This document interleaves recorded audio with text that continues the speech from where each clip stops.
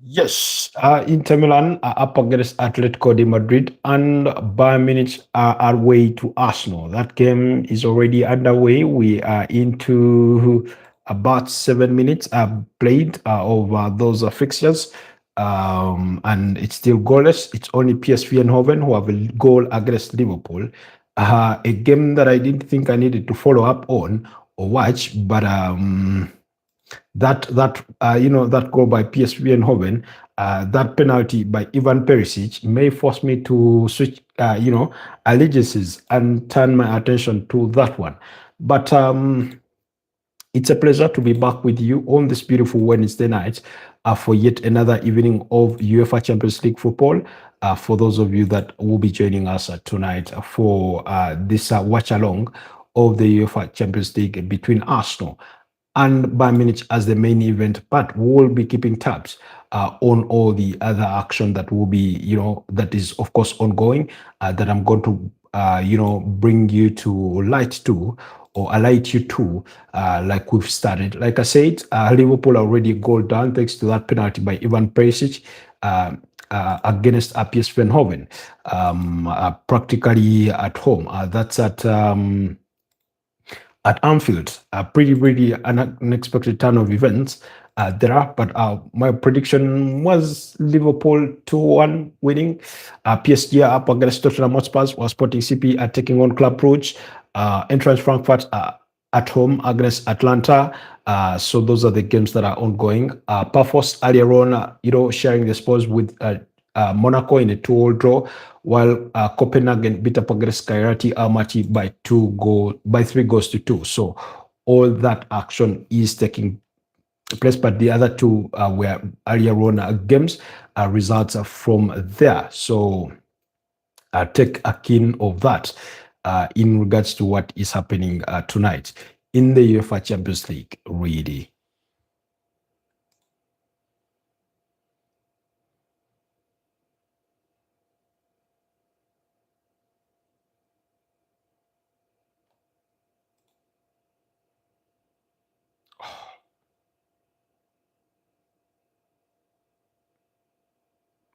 Oh,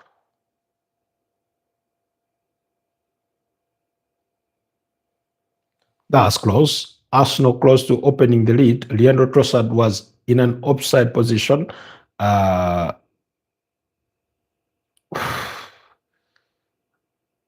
Mikel Merino finding Leandro Trossard in a run in sort of a little bit of a similar fashion, like things were over the weekend against Tottenham Hotspur.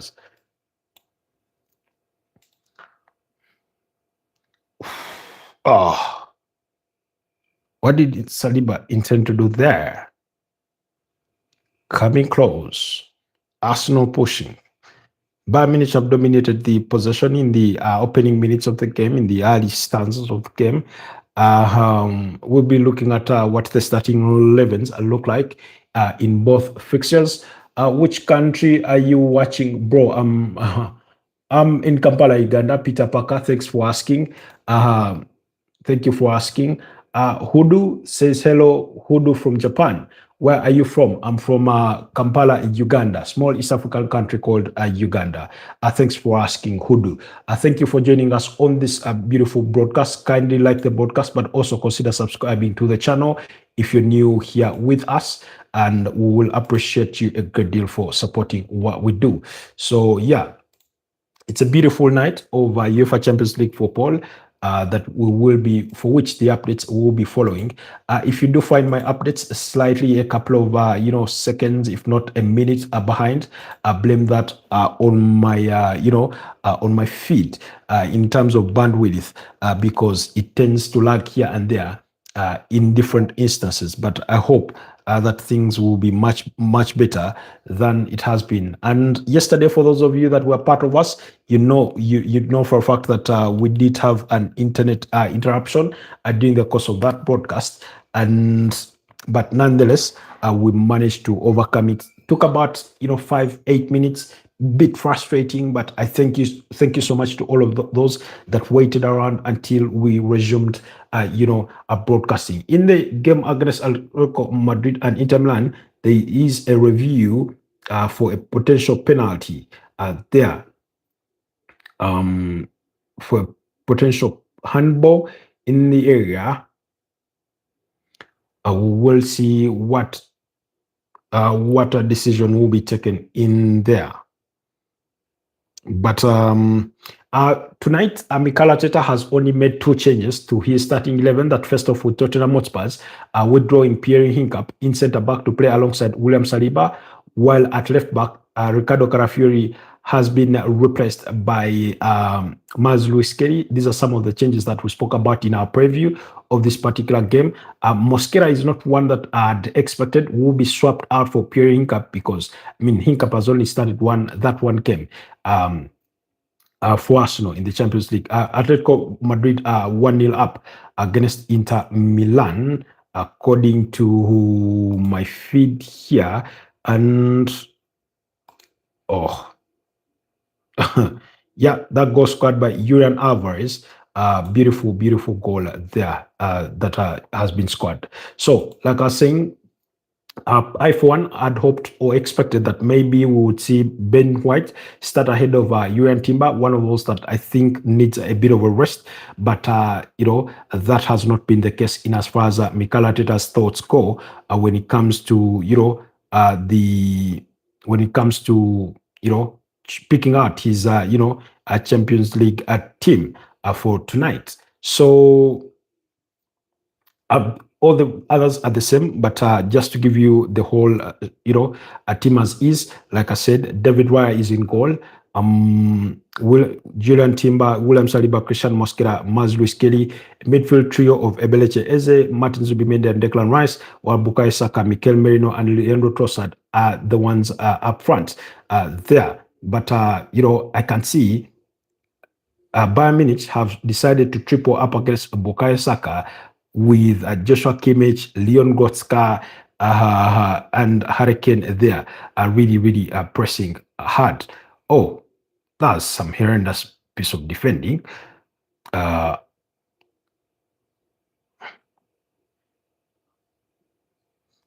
Anyways, interesting action.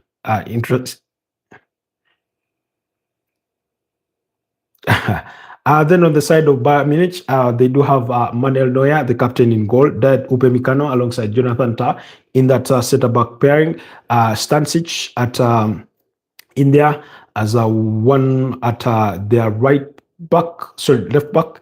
And then you do have Lema, you do have Joshua Kimmich and Alexander Pavlovich. So it's not Leon Goretzka. Sorry about that. They swap out of names. Serge Gnabry, Lenny Carl, Michael Olise, and Hurricane are the ones leading the lines there for Bayern Munich tonight. Both sides have some pretty strong benches, with Arsenal having Kepa Arrizabalaga, Tommy Setford, Ben White, Pierre Hincap, Ricardo Carafiori, Martin Odegaard, Christian Nogard, Ethan Nwaneri, Gabriel Martinelli, and Noni Madueke. While Bayern Munich have Seven Juric, they have Jonas Ubik, Kim Min-jae, Ito, Guerreiro, Sacha Boy, Leon Goretzka, Tom Bikoff, Nicholas Jackson, and Wisdom Mike there for the Bayern Munich bench. So far, that's the look of things, and we are already into we're already into quarter an hour of the game, and beyond that. Meanwhile, Liverpool have found the equalizer against PSV Eindhoven. That goal scored by Dominic Szoboszlai. It's 1 apiece in that game. And then Tottenham is still 0-0 against PSG, while Olympiacos are ahead against Real Madrid with Chiquinho they're leading, scoring to give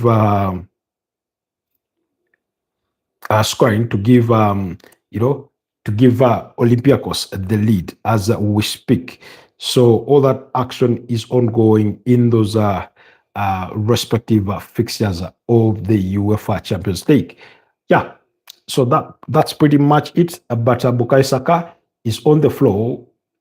Is having blood streaming out of him. which is not a very good sign for Arsenal. He is going to need treatment.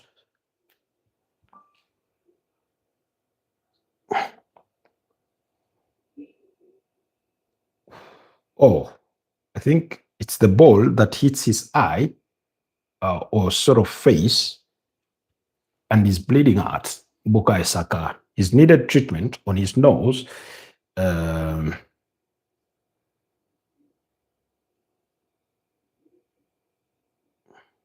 But I do not think it's anything so much to worry about that could cause him to be withdrawn. However, anything with blood is nothing to be taken lightly. So let's hope it's not that bad. Let's hope it's not that bad.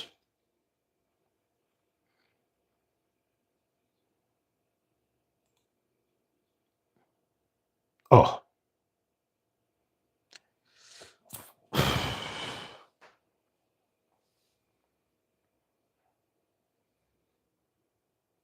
Oh. Atletico Madrid coming close to make it 2-0, but that ball goes wide. That ball goes wide. Let's see. Come on. Come on. Come on. Come on. Come on. Come on. Come on. Just trying to have. Yes, we are back and resuming with our broadcast after that power interruption. I hope we can get things resumed. But by the time we did return, Arsenal had found themselves in the lead against Bayern Munich, leading by a goal to nil. And with very, very interesting stuff. Very interesting. But Urian Timber was the goal scorer in the 22nd minute of the game for that goal to give Arsenal the much needed lead. Meanwhile, Real Madrid are 2-1 up against Olympiacos with Kylian Mbappe scoring a brace already in the 22nd minute and in the 24th minute, respectively, with Vinicius Jr. and Adagula providing their assists respectively there. Real Madrid taking no prisoners today, already going ahead in that one. So, and now just as we, pick ourselves up for this, just trying to get my setup back in shape or in place to where we had left things off to see if we can, try and manage with what is happening. And for as long as we do not receive any other interruptions other than what we've had to suffer or experience, then we will be good to go for purposes of this broadcast. All right. So yeah, for those of you that have managed to rejoin with us, thank you so much. Apologies. Like I said, we had the power interruption. Power went off in the course of the broadcast, and there's not much that we could do in regards to that. I was trying to find a temporary solution to resume, watching the game and see how I can give you, an update. But fortunately, power came back, and let's hope it does stay that way.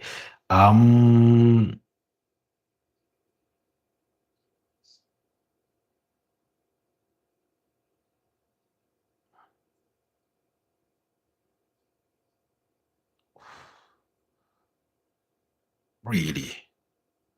My prediction was, by the way, that the game would end in a 1-1 draw between these two sides. And I reckoned that Arsenal would concede their first goal, if not goals, because it can also end in a 2-2 draw, that they would concede their first goal in the UEFA Champions League this season against Bayern Munich. So far, they are still managing to keep a clean sheet. For how long? Only God knows. Let's wait and see for how long it can stay that way. Bukayo Saka failing to bring that ball to his, effective control. Okay, maybe I should use a different feed for our live score because I think one of my feeds is taking longer to sort of refresh to keep things up to speed.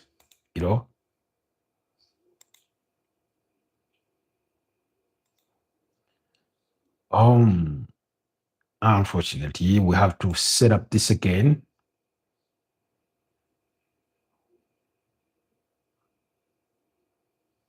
Good.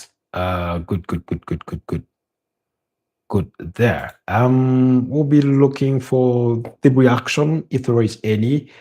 But so far, I don't think I'm missing out on anything in regards to people's comments.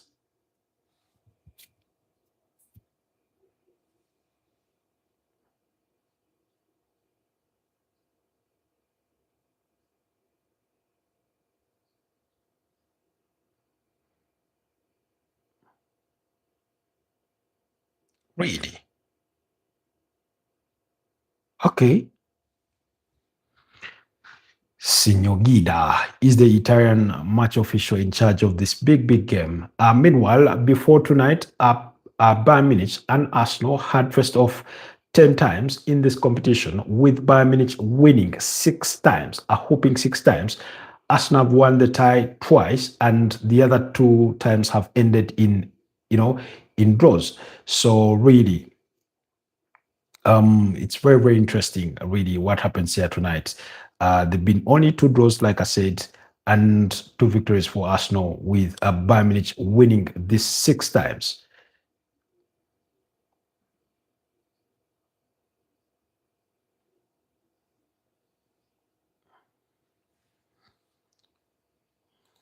It's all about staying in the game, both psychologically or mentally and physically and every other aspect of the game. This is the kind of game where you cannot afford to lose your concentration, even for an absolute 1 second, because before you know it, bang, it's a goal. One lapse in concentration, and bang.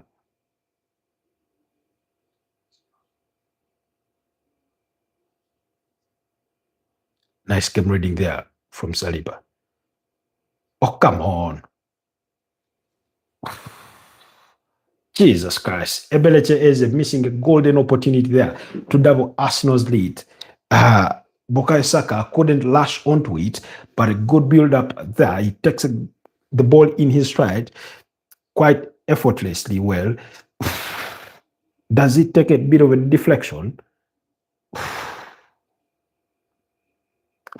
Nutmegs that Upamecano, and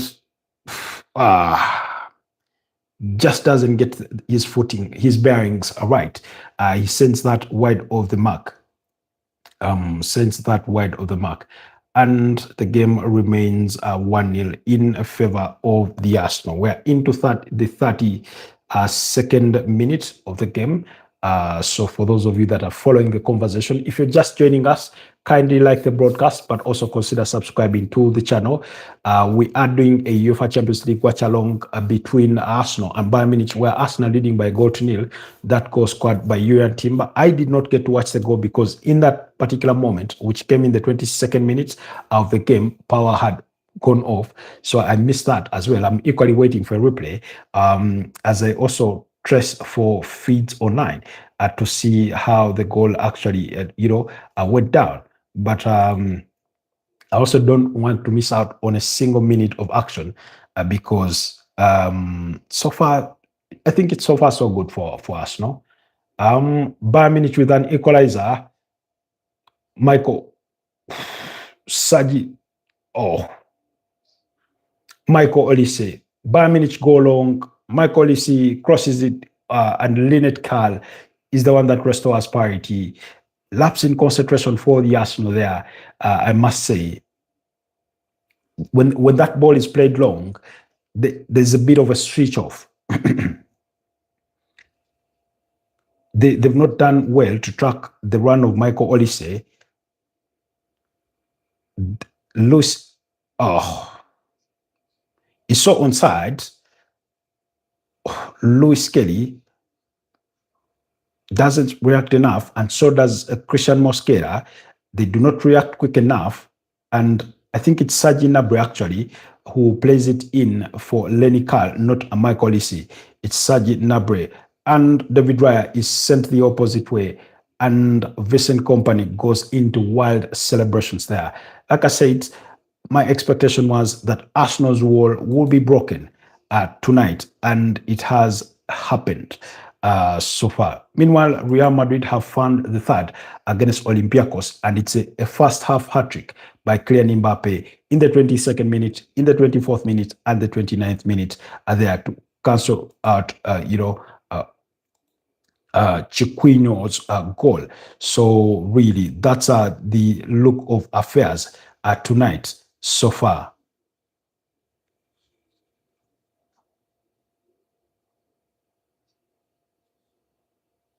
Oh, the way Bayern Munich regain possession quickly. Once again, they've gone long. They've realized that Arsenal are pushing so further up the pitch that they are leaving themselves exposed, and they are being susceptible to those long balls. More like what you've seen Barcelona play with a very high defensive line, which then when you play that long ball, if you have the good runners to run in the channels, then you can beat Arsenal for pace in behind there. And that's what they have switched to doing, because that opportunity that just fell to Hurricane was similar to that.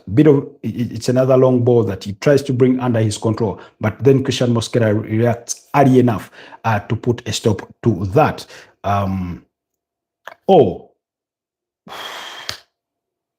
Bukayo Saka coming close to dispossessing Serge Gnabry in a dangerous area.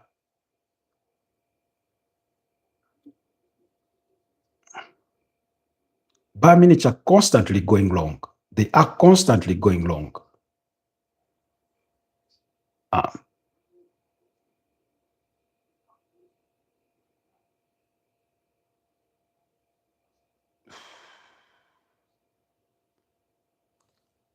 Stanisic was the one taking aim at the Arsenal goal. Again, that left back area is looking vulnerable, and not because of the defensive inefficiency of Luis Kelly, but because of how Bayern Munich are looking to exploit Arsenal's wing backs, fullbacks, and it's Luis Kelly who is sort of doing the inverting in midfield. So he's overly leaving that space empty for Bayern Munich to run into. I think Mikel Arteta may need a change of tactics, possibly go with what similarly we saw against PSG over the weekend, when in certain moments or in many moments of the game, Ricardo Carafiori was standing still to sort of keep watch of Muhammad Kudus, whose sort of threat they knew. But what a ball from Joshua Kimmich, very long pass. Serge Gnabry runs to it faster, makes the pass to get Lynette Carl, who beats David Raya, and it's 1-1. Meanwhile, Leandro Trossard is undergoing treatment, with Noni Madueke being prepared to see if he can come on should Leandro Trossard be unable to continue in this evening's fixture.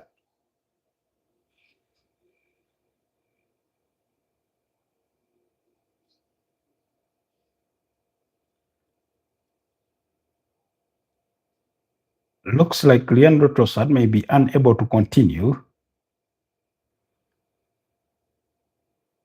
Noni Madueke is being ready to come on. I don't know. I, for one, do not fancy Noni Madueke that much playing on the left wing, because we know he's left-footed. I'd rather have him on the right, where Bukayo Saka does play. So that means Gabriel Martinelli would be the person that you play to the left. But it's Mikel Arteta making the decisions, not I.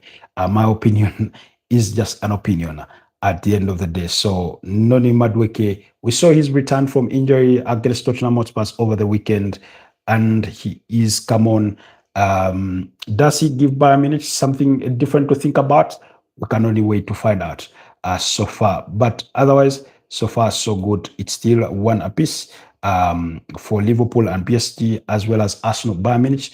Atletico de Madrid, with that Julian Alvarez goal, are still leading, while Tottenham Hotspur have found the lead against PSG, a goal scored by Richarlison in the 35th 50th minute of that game. So PSG go behind. They also did go 2-0 behind when the two sides met in the UEFA Super Cup. And PSG had to come very, very late back into that game to draw it 2-2 before going into penalties, in which they want to win the UEFA Super Cup earlier on at the start of this very campaign. So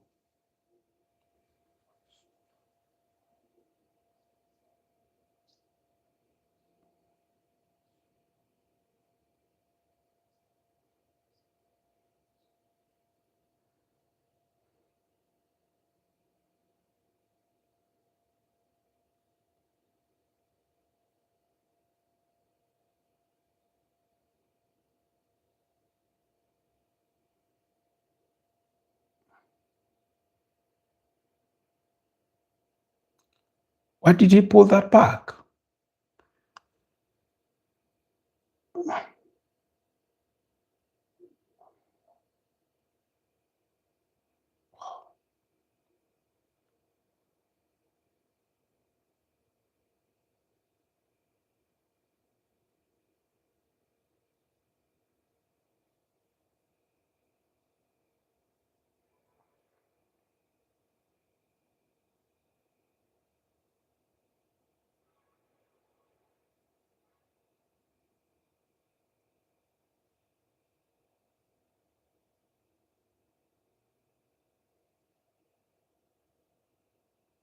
You're not missing out on much.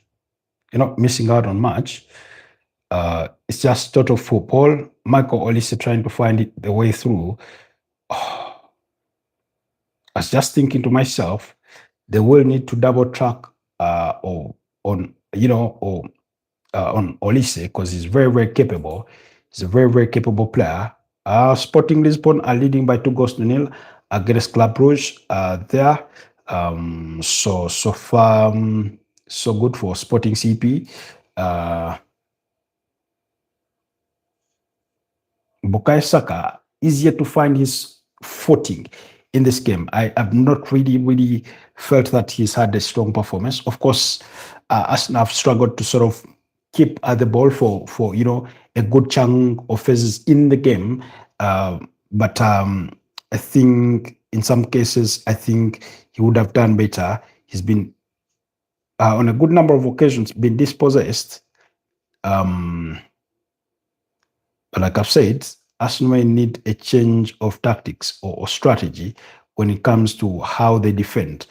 Maslow Skelly doing the inverting and the overlapping is something that may cost them in the long run because Bayern Munich have identified as that slot as often vacant because that when every time he goes up front, that means Christian Mosquera has to spread wide out and keep track of that space, leaving William Saliba by himself. And we know that Julian Timber equally goes up front. Then that means Declan Rice and Martin Zubimendi ought to stay with the centre backs to help. At least one of them has to do that, and it's been oftentimes Declan Rice doing that. So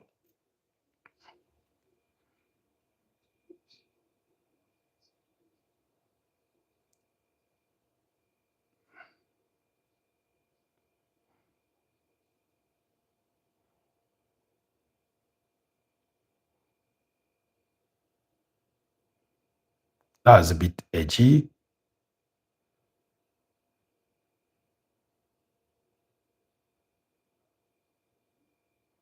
Raya goes long.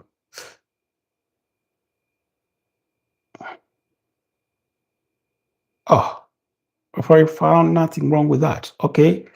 Says it's a man's game, play on. Oh, Julian Timber and William Saliba sort of clashing there in a little bit of a miscommunication, if not an over desire to win the ball back.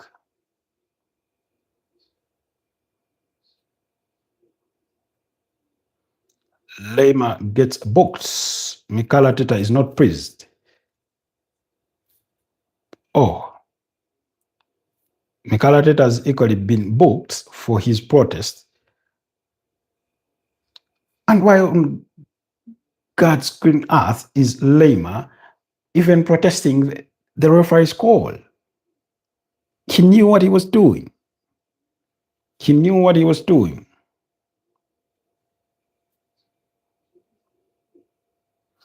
Two Pep Guardiola's apprentices, in Vincent Kompany and Mikel Arteta, are the ones going head to head. And I think either one of them will want to get the bragging rights of the other, because the last time Arsenal met Bayern Munich, it was Thomas Tuchel in charge over that Bayern Munich side back then in 2024, the 2023-2024 season. That is what happened. Oh, that was a risky ball.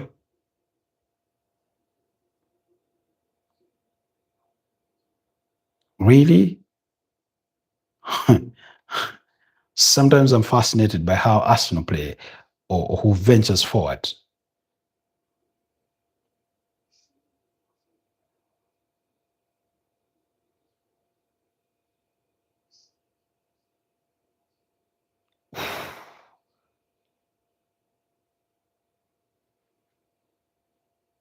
Beautiful pass by Martin Zubimendi to find an overlapping Julian Timber who takes one touch to it to cross it, but somehow Noni Madueke can't get his head to it.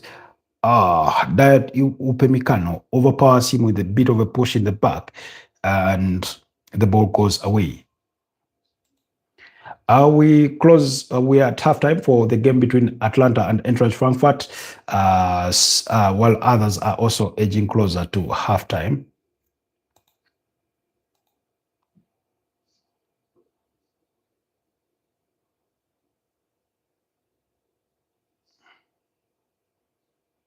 Declan Rice will need to do plenty of tracking in there. Oh, come on.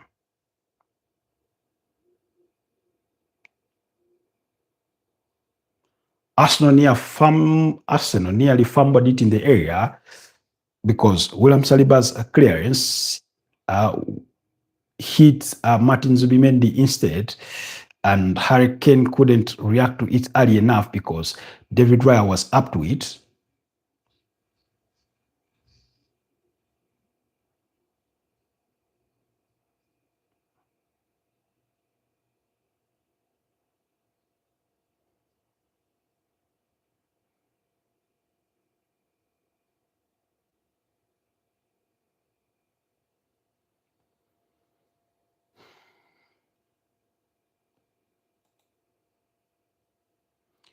Liverpool has gone into halftime 1-1 apiece for PSV and Liverpool. Ivan Perisic and Dominic Szoboszlai, the goal scorers in that one. Here it was Julian Timber and of course Linet Akal there.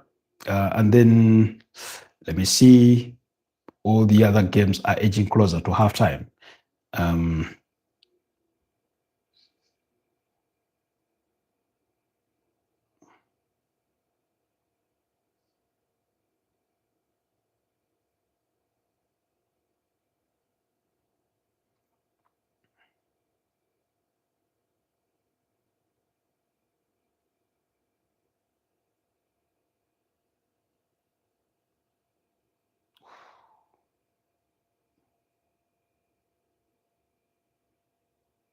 That was a good run by Rice in the box.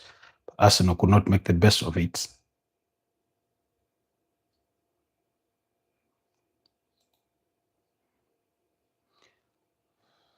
Club Brugge against Sporting CP is into halftime. Sporting CP leading by 2-0 in that game. Jovan Quenda, the player signed by Chelsea, who is expected to join them next summer, and Luis Suarez are the goal scorers in that one. Real Madrid going to halftime, leading by 3-1. Arsenal has also equally gone into halftime, 1-1. PSG have found the equalizer late in the opening half, through Vitinha in the 45th minute of the game to make it 1-1 at halftime, with PSG dominating possession to the tune of 64% in that one. Atletico de Madrid are leading by 1-0 at halftime. Equally, in their game against Inter Milan. I think my prediction for that one was it a 1-1 or for Inter to edge it 2-1?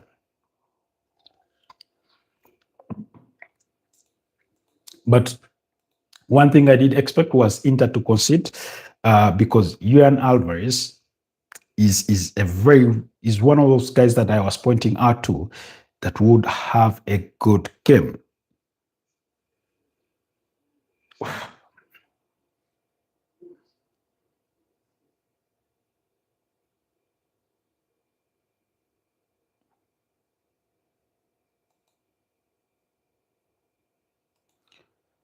Looking at the halftime statistics, according to predictions, Arsenal still have a 38% chance to win this game.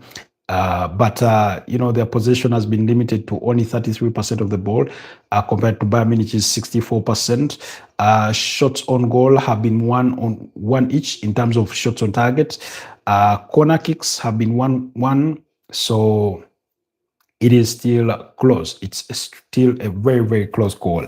A very close call. As things stand, if the game does end this way, the top over the table of the UEFA Champions League will not change. It will stay Bayern Munich and Arsenal, but also that will be very, very or highly dependent on what happens between the game between Inter Milan and Atletico de Madrid. If Inter Milan get beat, that means they will stay at 12 points, while Real Madrid, if they can't score more against Olympiacos, then they could have the opportunity to go into match day 6 while sitting third, possibly on that UEFA Champions League standing, if all the other factors are kept constant, including PSG failing to beat up against Tottenham Hotspur. So let's wait for all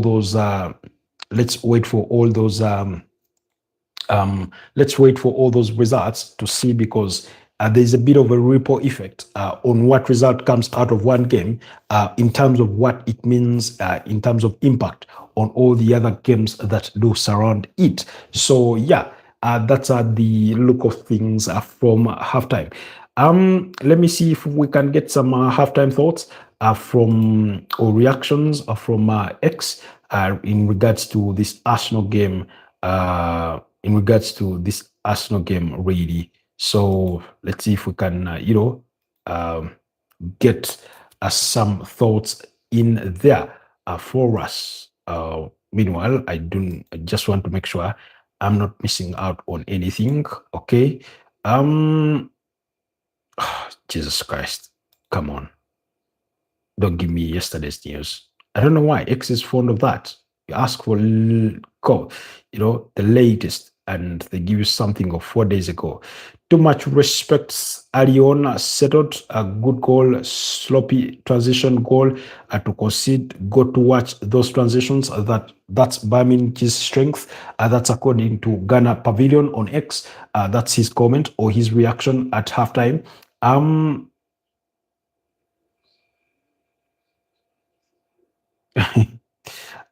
Then Arsenal go beat both Chelsea and Bayern Munich. That's somebody saying on X. Then somebody says we are 100% with him and 70% without him. Believe me, Arsenal will not concede that goal if Gabriel was around. That's mayor of Ilesha. Akinyemi, they are saying that Arsenal possibly wouldn't have considered that goal if Gabriel Magalhaes was around. Do not know whether that would be the case, but Bayern Munich are very, very good with transitions. They pick the ball, win the ball back quite deep in their area, go for that long pass. We've seen them do that on numerous occasions. Body to the left wing, where usually Miles Lewis Kelly has left a huge chunk of space because he's the one venturing forward. And I do not know whether this was in hindsight or that's how they intended to go about the game. But knowing the space that Michael Olise has, the space that Serge Gnabry has, the space that Harry Kane has, I do not know how you leave both your fullbacks to be committing themselves high up the pitch. I understand the desire to create the overloads and to win the ball back high up in the pitch, but it sort of created that gap that Bayern Munich have been able to exploit for Linet Kal's equalizer, as we have seen in that first half. Let's see, correct as always, 1-1 at halftime. Oh, Jesus Christ. Okay. I'm trying to look for that reaction from Arsenal fans. A much better performance than against Arsenal, but more definitely needed if we want to win this game. Shame we fell asleep on the corner at the end of the half, although a good finish from Vitinha. That's somebody reacting to the Tottenham Hotspur game that has gone 1-1 into halftime. So Tottenham Hotspurs are apparently having a better performance than they did have against Arsenal over the weekend. Then also, okay, still Arsenal's defense going 450 minutes without conceding is more impressive than PSG scoring 7 in one match. Anyone can attack. Elite teams know how to defend. That's the difference. Arsenal's defensive duties being appraised, but like I said, the wall was eventually breached, and they conceded for the first time in the UEFA Champions League this season. Let me see if there's this is turning out a big stage currently. Somebody appreciating Bayern Munich's wonderful football. We need to move him in the mid or cash in January. Oh, that was scary. No, I do not think that can be the case. I do not see a way how Arsenal let go of an 18-year-old who is capable playing at left back and also in midfield. No, I just do not see that. Anyway, anything can happen. But if he continues to progress the way he's been progressing, then clearly I do not see that happening. I do not see that happening really, really soon. In as far as, Jesus Christ, come on, X. How do you have 200,000, nearly 3,000 tweets? Bring on Martinelli for Merino, apply more pressure in the final third and forced mistakes from the center backs who are already on yellow cards. I wouldn't disagree with that. Bringing on Gabriel Martinelli to play centrally for Arsenal, because he has that pace, and he's good.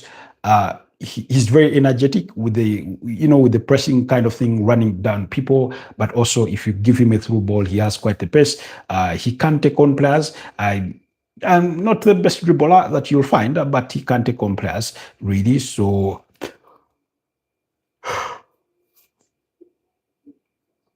really, that can happen. I think that's a good suggestion. Arsenal and Bayern Munich used their nines, Mikel Merino and Harry Kane, to come from high to low positions by looking for free pockets of space to receive. The difference between the pairs is that Merino isn't always followed deeper and keeps Upamecano guessing whether to continue advancing or not. Saliba, on the other hand, sticks with Harry Kane.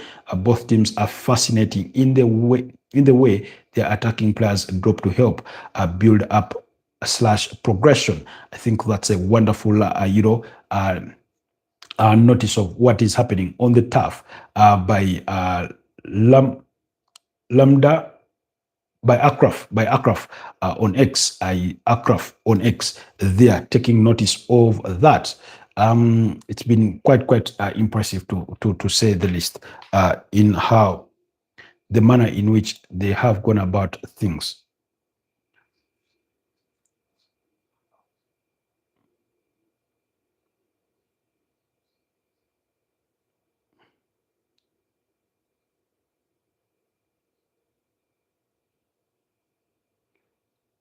Jesus Christ. What was Virgil van Dijk thinking, handling that ball in that kind of manner? His arms were so all over the place.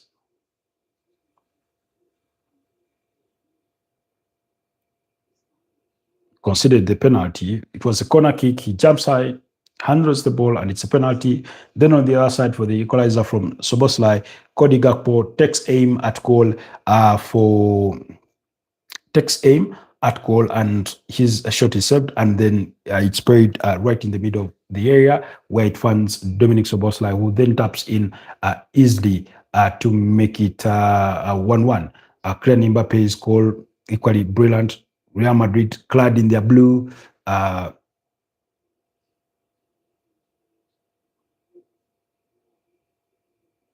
mean, by the time Kylian Mbappe scores a headed ball, I mean, how poor does that have to be?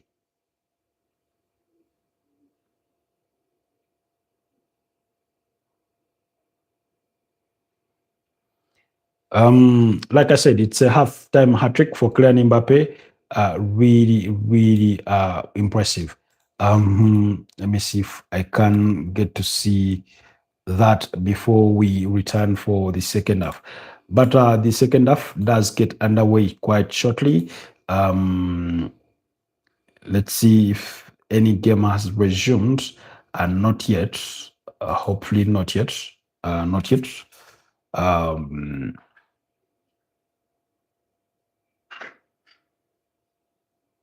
okay. All right. All right.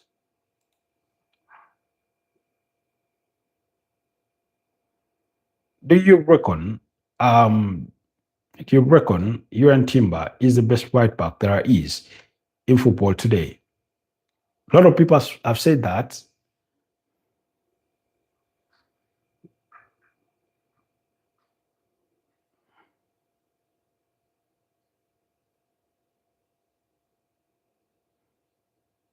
A slight nudge by Timber to put off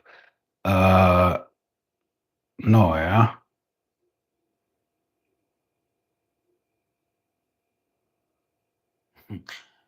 Um, I think Arsenal will be pretty excited by another set piece goal, having not scored one against Tottenham Hotspurs over the weekend. You know, been taking a look at that goal by Yuan Timber. It goes in, gives Manuel Neuer a bit of a nudge, and then that's back in, and he heads that ball into the back of the net. You know, it's been really nice. The game between Frankfurt and Atalanta is back, and so is Liverpool. They are back from halftime while we wait for the others to equally resume their own action in as far as 2 days fixtures are concerned in the UEFA Champions League. Um, Arsenal have never lost a game in which Yuan Timber scored. That's somebody called Tim Gyökeres stating that fact. I do not know the truthness to it, but of course, for somebody that doesn't score very often, it's not far-fetched that that could be true. You know, Timber, by the way, they really compared him to Richard James. You know, this is undoubtedly the best right back in the world. Arsenal fans raving about you and Timber there. Let's see if we can get some comments from the neutrals in regards to what's happened in the first half. But I can hardly land on any. Jesus Christ, this feed is too poor. Okay, not poor, but you know.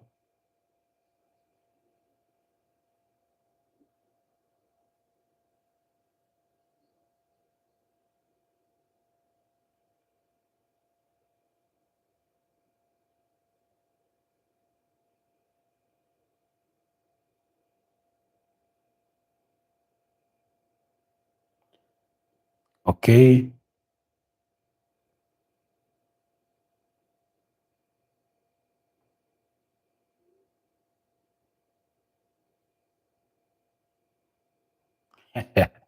Interesting stuff. Interesting stuff. Uh, all right, all right.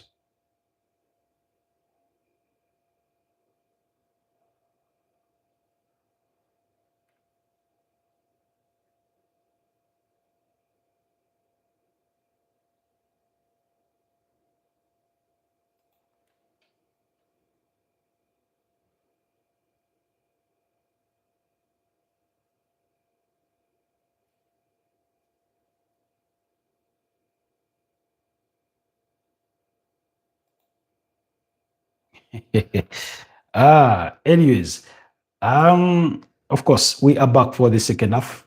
We are back for the second half. The early minutes of the first half, sorry, of the second half in that game between Atalanta and Eintracht Frankfurt have not yielded much. So is Liverpool. So, but we are back for the second half officially, getting things underway. I don't know. Maybe I'm far better off doing this.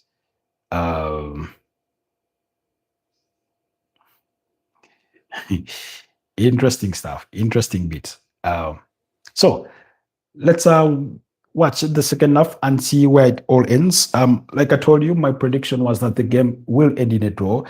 I hope the Arsenal fan in me hopes that Arsenal wins, but the objective guy in me that loves football thinks that the two sides could cancel each other out. Bayern Munich have been the better side in terms of ball possession and overall, but Arsenal have also done well to defend their goal. They've not given many chances away, so that is what we have seen in the first 45 minutes. Let's see what the next 45 have in store for us. But I don't know if you guys noticed, but Mikel Arteta picked something off of PSG. When PSG usually start the ball, particularly in a certain area, they play to one wing, usually involving the goalkeeper or a defender or somebody, who then bots it further up the pitch to an opposite wing, in more like a diagonal ball, to have somebody run onto it, and and they try to do that kind of thing, really. Oh,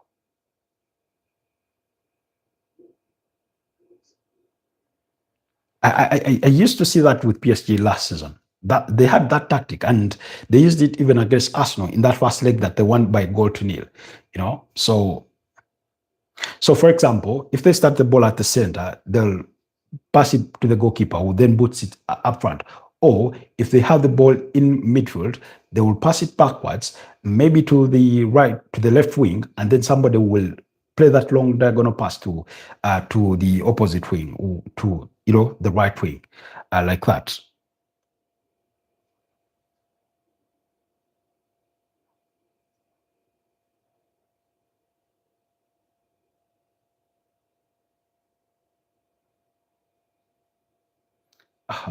Guess what?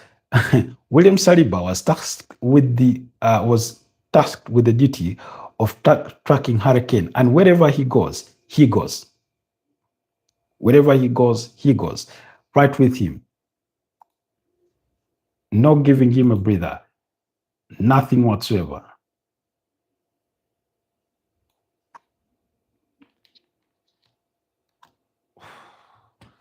Saka should be doing better.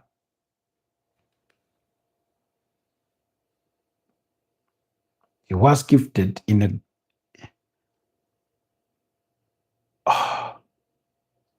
and guess what? The pass is from Urian Timber from midfield.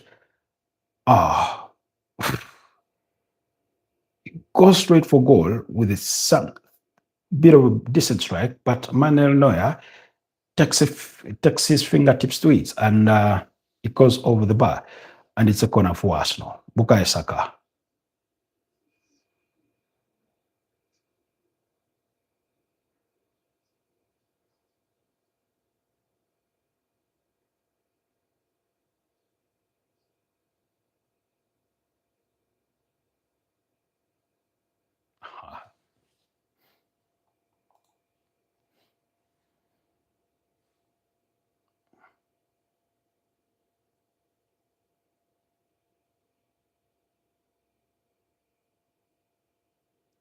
Hurricane oftentimes finds himself in midfield.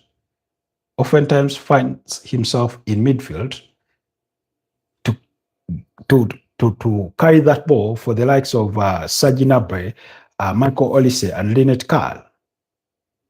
William Saliba has to be positionally aware.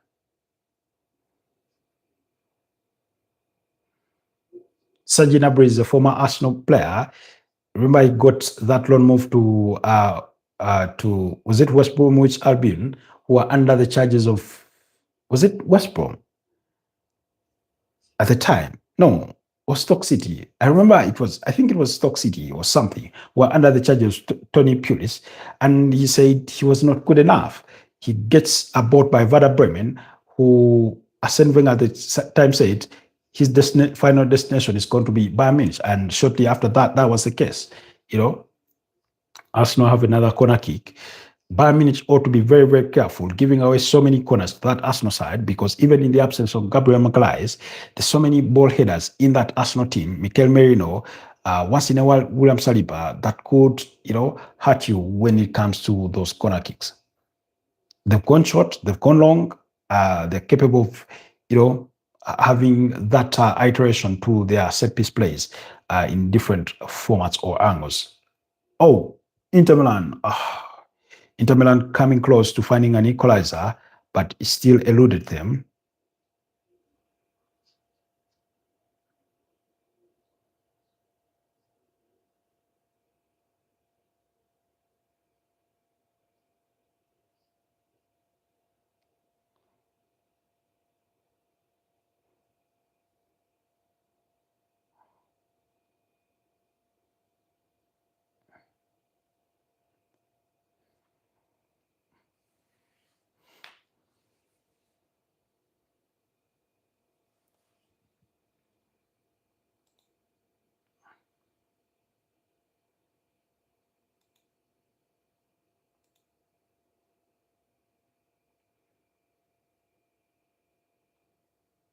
Lemar was given the task of tracking Julian Timber in set pieces.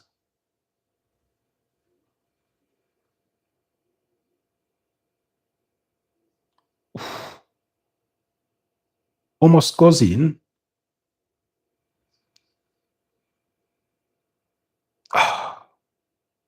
Can't find a way.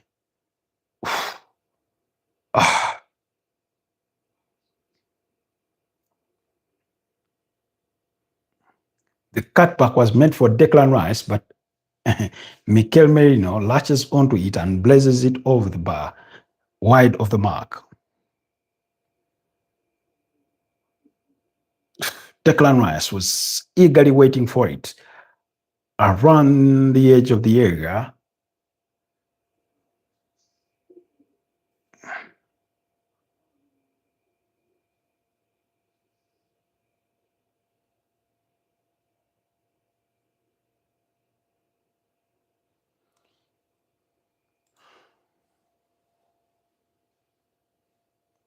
Oh, Tottenham have the second against PSG.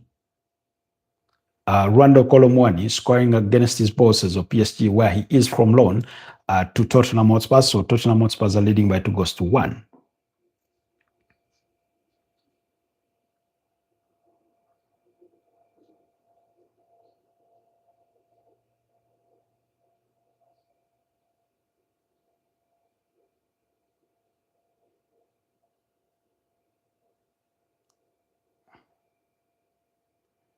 The obsession with detail with Mikel Arteta, but almost. Now, he's received a lot of criticism from, some overzealous pundits about apparently overcoaching his team and things like that. And I think it's about his desire to have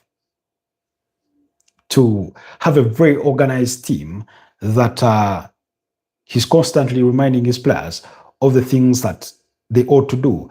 And he said this on his players have said it on numerous occasions on how he has that insightful eye when he tells them what to expect in the game, and it actually happens. So I think he's constantly having to remind his players their positioning and in certain moments of the game, but it's all out of passion. I, for one, have no qualms whatsoever with it, because I've seen it with multiple managers. I've seen it with Antonio Conte. I've seen it with Diego Simeone in some moments of the game, although a little bit different. I've seen it with Simone Inzaghi. I've seen it with Massimo Allegri. I I've seen it multiple times.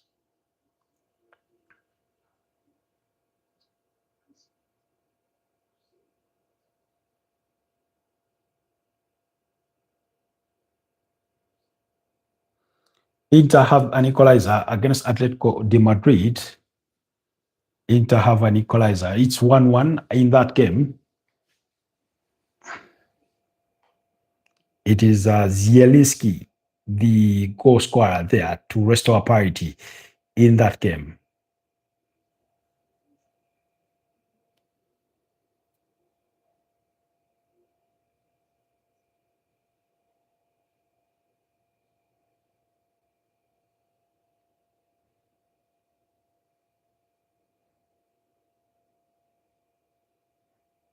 I don't think they got shot this time around.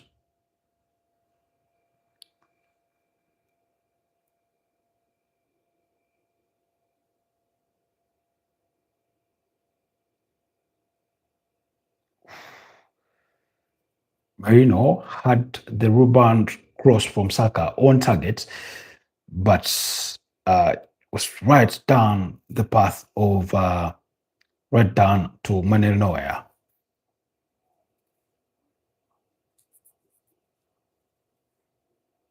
Oh,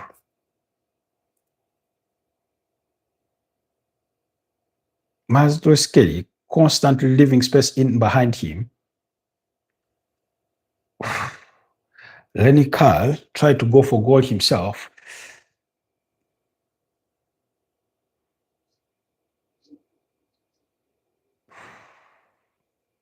Tried to bend it.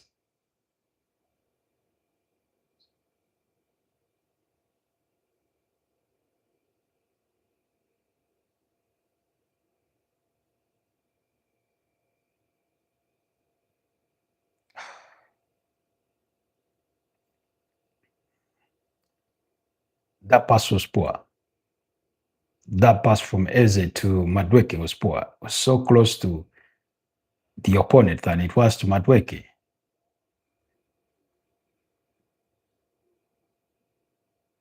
There are rumors linking with Barcelona with the potential move for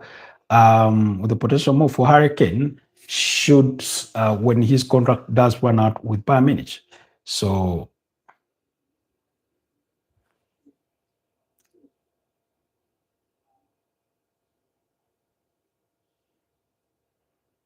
Pierre Hincap and Ricardo Carafiori are the two Arsenal players warming down that left flank of the pitch. I don't know why. Why is Mikel Arteta's first thought is to make a defensive change, unless he's looking to withdraw Miles Lewis-Kelly, who seems to be struggling, by the way.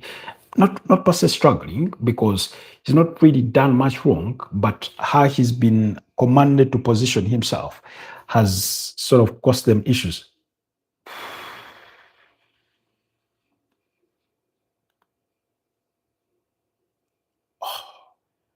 Oh my God, Mikel Merino. He knows he should be hitting the target for that one.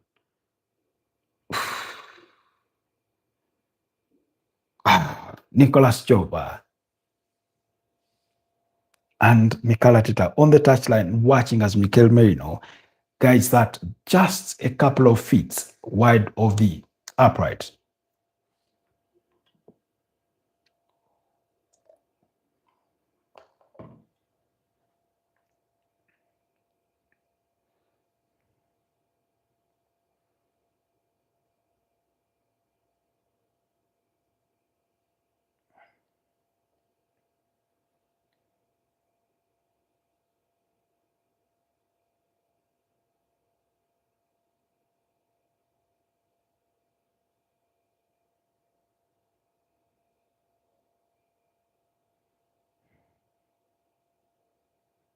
Mikel Arteta almost itching to call for a card for that Upamecano, who is already booked in this game, but he himself, Mikel Arteta, is a booked man. So he can't overrun his mouth. He knows. But on another day, that's a yellow card.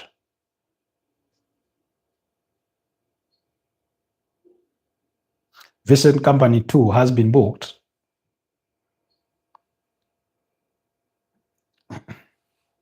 So both managers have been booked for being overly enthusiastic. I, I really don't get it. I don't get it. Because literally, the way I see it is that managers or coaches are the first lawyers of their players who are not on the pitch, you know, and you need to afford them that.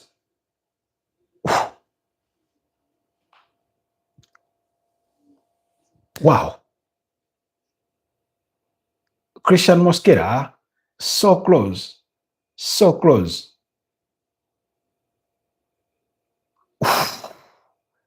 So close to restoring Arsenal's lead. The ball is missed by everybody, bounces into the floor, and it's Christian Mosquera that gets his head to it. But Manuel Neuer is in the right position to keep it out.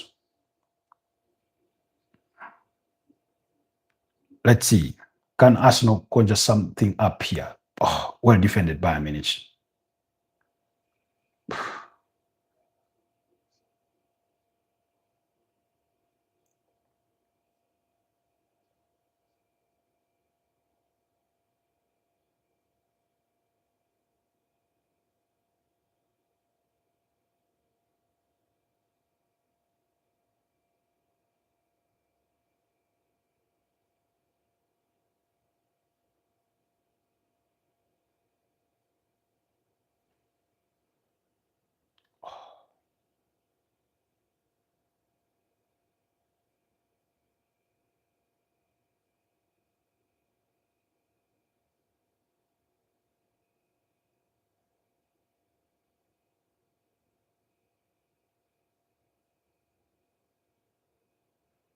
Who's coming in that pocket? Nobody.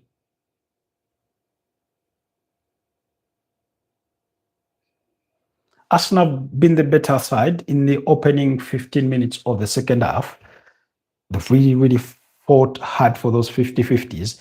They've not let nothing much slip, dominating possession to the tune of 60% so far in the opening quarter of the second half, but their efforts have yet to pay off. They have yet to pay off. Zubimendi.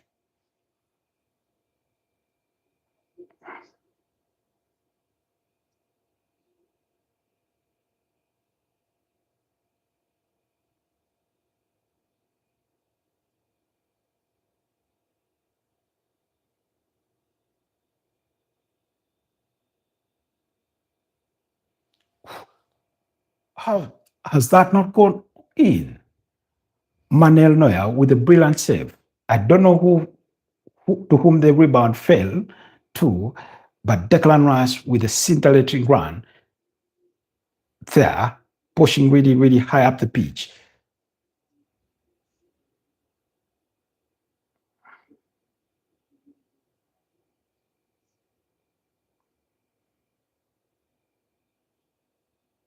And every time Bayern Munich have tried to push high up the pitch when Rad regains possession, what he's done, they've gone long.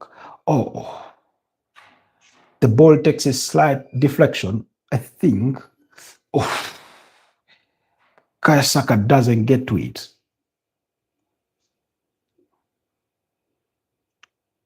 Brilliant defending.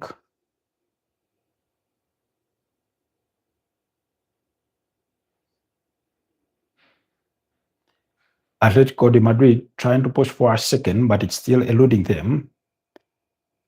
I think one of the players that I would fancy seeing in this game will be Martin Odegaard to see what he can offer this Arsenal side on his return from injury. I do not know his level of fitness, but he is on the bench as among the players that Arsenal can look to, alongside Hinkap, Ricardo Carafiori, Gabriel Martinelli,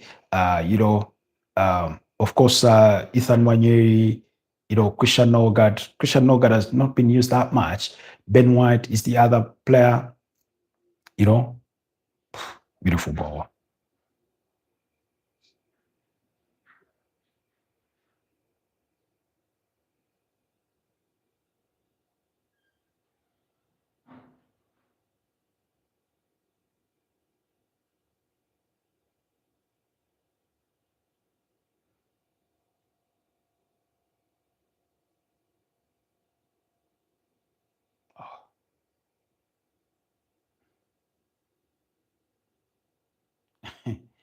Diego Simeone equally getting himself in the referee's book in the other game. Uh, Meanwhile, let's see what the updates. Atlanta are leading by 3 goals to nil against Frankfurt, while PSG have the second against PSV have the second against Liverpool. That goal scored by Gussi Thiel. PSG are leading against Tottenham Hotspur by 3 goals to 2 in a surprise turn of events. Fabian Ruiz and Vitinha. Vitinha scored the equalizer 3 minutes after Tottenham Hotspur had regained the lead, and Fabian Ruiz taking Fabian Ruiz scoring to give a PSG the lead. So it's 3-2 in that game as we speak. In the other game, Real Madrid are 4-2 against Olympiacos. Mehdi Taremi in the 52nd minute, while Kylian Mbappe has scored his fourth of the game in the 60th minute. In those other games, like I told you, Atletico de Madrid against Inter is still 1-1. And then Atlanta, Demola Lookman, Anderson, and Charles de Catelelia are the goal scorers there for Atlanta. So that's the update from the other fixtures that you could be not following up on. I think I should interest myself into that Liverpool game, because the way things are shaping up, Liverpool could be on the verge of another loss. Oh, PSG are 4-2 up against Tottenham Hotspurs.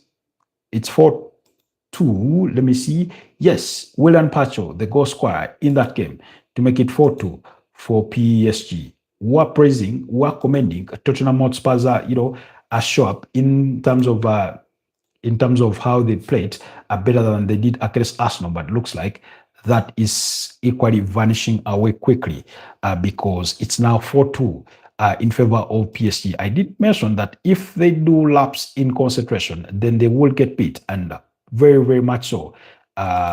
And so far, the scoreline is saying pretty much just that. But it's absolute delirium among those PSV fans at Anfield.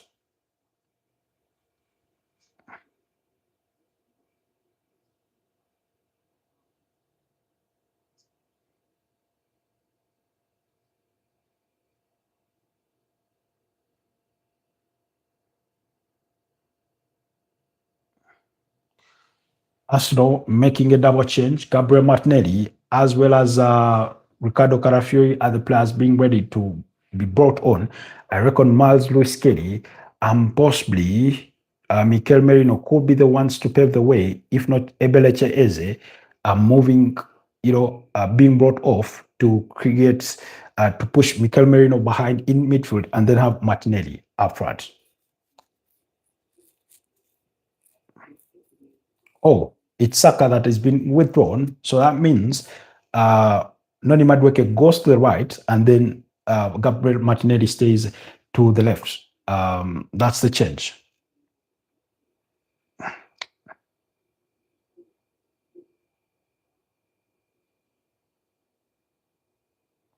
Declan Rice takes on the armband in the absence of Gabriel Magalhaes. Remember, he's part of the leadership group at Arsenal.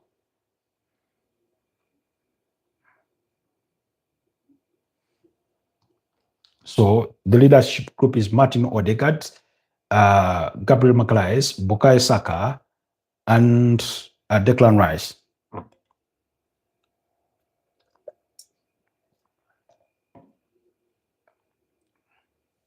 Ryan Gravenberch came close to restoring parity for Liverpool, but it's not yet there. It's not yet there yet.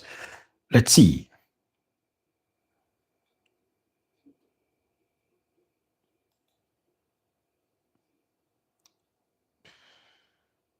Oh, Arsenal have a goal. It's 2-1. It's 2-1 for the Arsenal. Gabriel Martinelli has so far scored 3 goals in this competition. Is Arsenal's top scorer so far.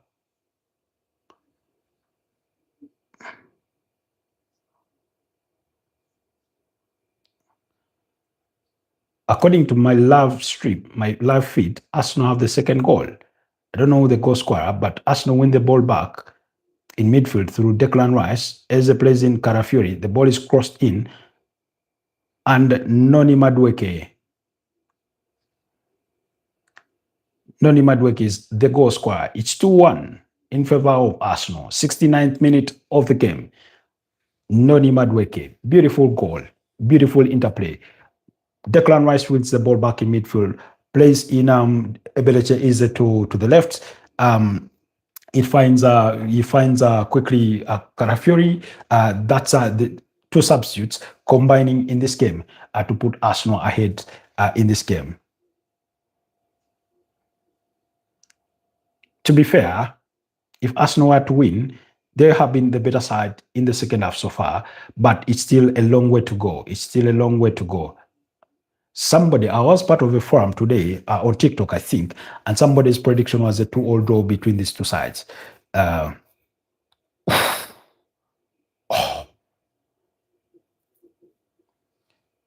Mikel Arteta in the rhythm. That's Noni Madueke's first goal in Arsenal colours. And that over celebration, that's the implication of that. PSV have the third against Liverpool.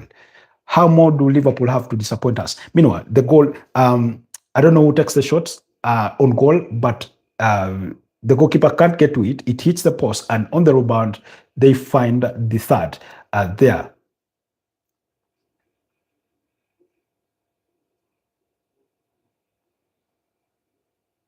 Meanwhile, the referee has called for a foul here.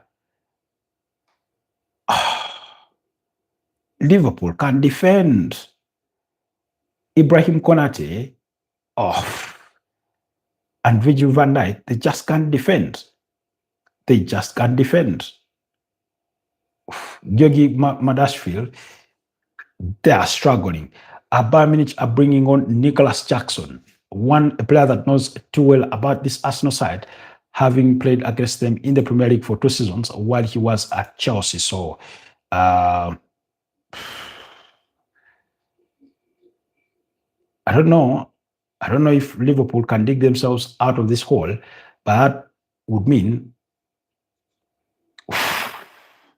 Serge Gnabry this close to getting the equalizer. He will be scoring against his former side. Joshua Kimmich with a very, very decent ball, floats it over everybody. Serge Gnabry can't get his foot to it on the volley. Liverpool are making changes, and they're bringing on Federico Chiesa. Dominic Szoboszlai is looking on like he's lost. He is the player being withdrawn. Leymar has been withdrawn and Serge Gnabry for Bikoff and Nicholas Jackson. Those are the changes that have been made by Bayern Munich here to ensure that they do not lose this game. If Bayern Munich lose the game, that means Arsenal go up or leapfrog them to go to the summit of the UEFA Champions League standings. I do not know if I want Arsenal to finish top of the UEFA Champions League table, or because the superstitious me remembers that Liverpool last season finished at the summit of that table and got knocked out at the round of 16 at the hands of PSG. Milos Kakis taking his aim at goal to try and find the second for Liverpool, but that ball goes wide. Let's see here. So far, Sporting Lisbon are leading by 3-0 against Club Brugge. Francesco Trincao, the other scorer for Sporting CP.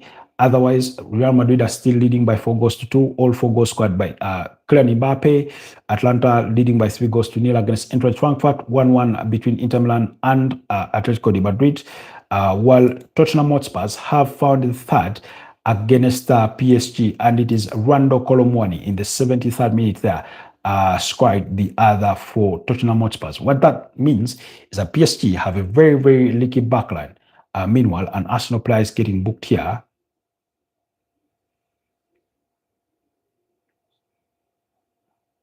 I was giving you updates when William Saliba got himself in the referee's book.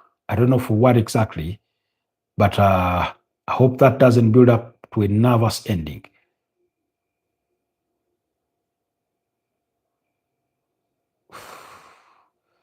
Kadokara Fury couldn't run well to it enough.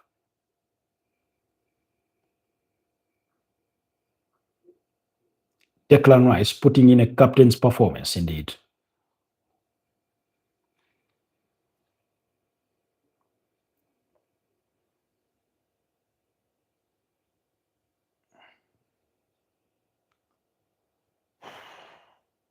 I'm hoping that maybe Martin Odegaard gets at least to feature in this game for the last 10 15 minutes of this game. But we know Mikel Arteta can mean to be very, very stubborn with his changes or lack of.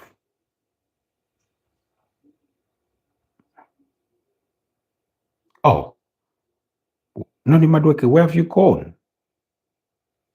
You ought to be pressing back there.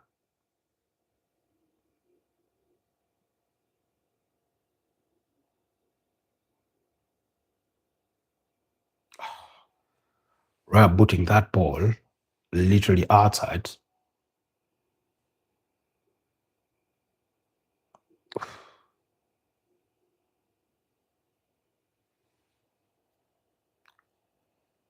Bayern Munich pushing for that equalizer.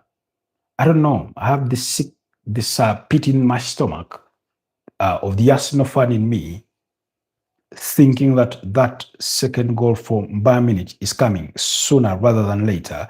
From the look of things here,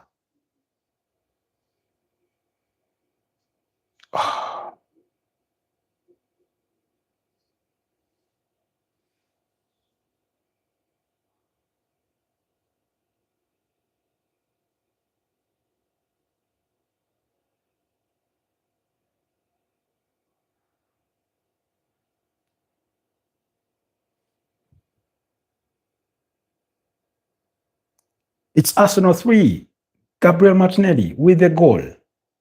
Arsenal 3, Bayern Munich 1. Gabriel Martinelli on the counter-attack. He wins the ball back in the area, passes it to, I don't know who it was. It goes to Ebeleche Eze, who instead of passing to Noni Madueke, goes for the loop. Like he played against Manchester City for Gabriel Martinelli, who runs off and outpaces everybody, catches Manuel Neuer in no man's land, dribbles past him, or literally, and it goes on to score. It's 3-1 in favor of Arsenal. They have been the better side in the second half, and the scoreline is not deceiving.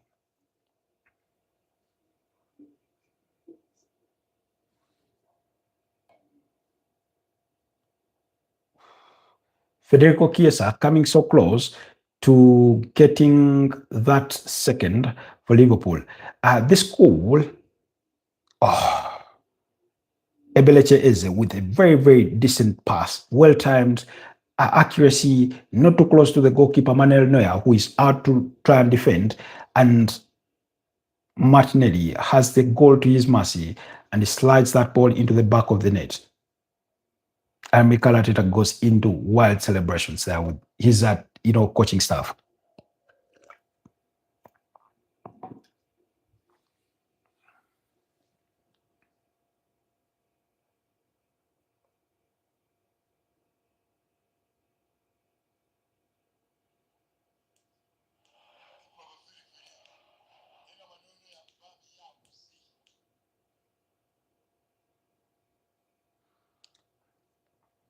Coming into this game, Bayern Munich were 18 games unbeaten across all competitions, and Arsenal are looking to put an end to that winning run for Bayern Munich, or to that unbeaten run. Of course, they have a draw in there against Union Berlin. That game ended in a 2-2 draw. That was prior to the international break, but in their last game before this game, they beat up against, I think it was Freiburg, by 6-2 over the weekend, while Arsenal were battering their London rivals, Tottenham Hotspur, by 4-1. Beautiful, beautiful game of football. PSG have scored the fifth, so it's 5-3. Looks like as Tottenham keep fighting, and it's Vitinha. Vitinha scored from the penalty spot to make it a 5-3 in that game.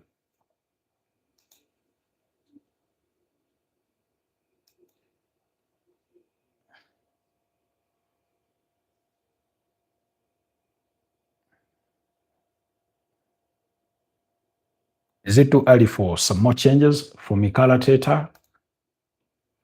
Because I think this is the time when you bring on a player like Martin Odegaard to sort of have a run in this game. He's made the smart decision of bringing in Ricardo Carafiori for Miles Lewis Kelly, and that has improved them defensively against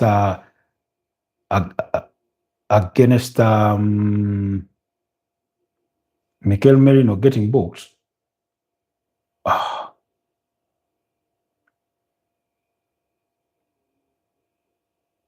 Oh, it was late.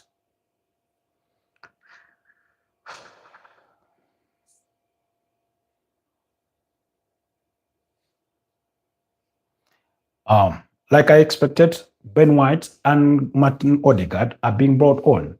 Julian Timber is being withdrawn. A player I've been really, really begging for to be given a bit of a rotation.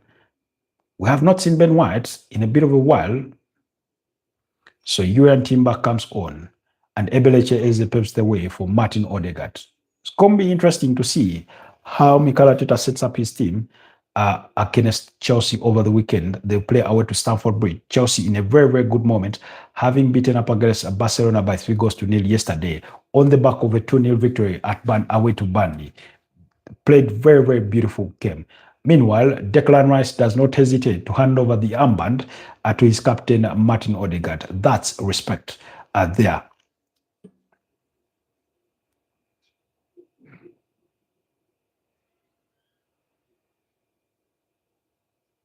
Joshua Kimmich being withdrawn for Bayern Munich to bring on Leon Goretzka.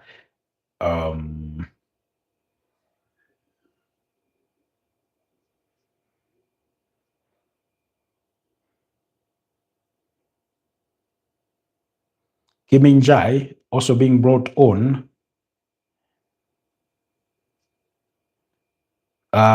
Kim Min-jae being brought on for Leonard Carl. That Upamecano, Joshua Kimmich, and Leonard Carl are the players that have been withdrawn for Guerreiro, Goretzka, and Kim Min-jae.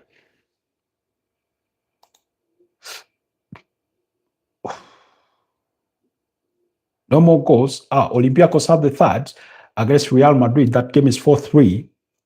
It's Ayub El Kabi, who has scored for Real Madrid for Olympiacos.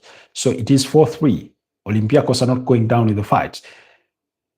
But also that speaks to Real Madrid's leaky, backline.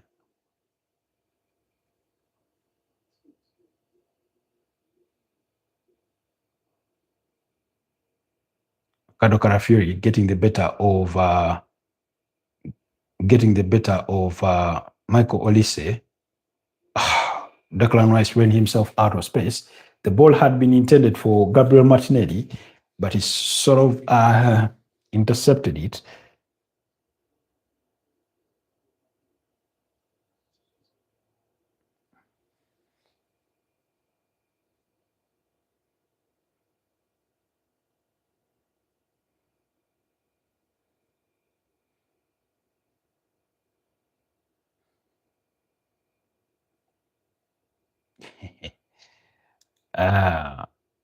Martin Zubimendi, always pleading his innocence.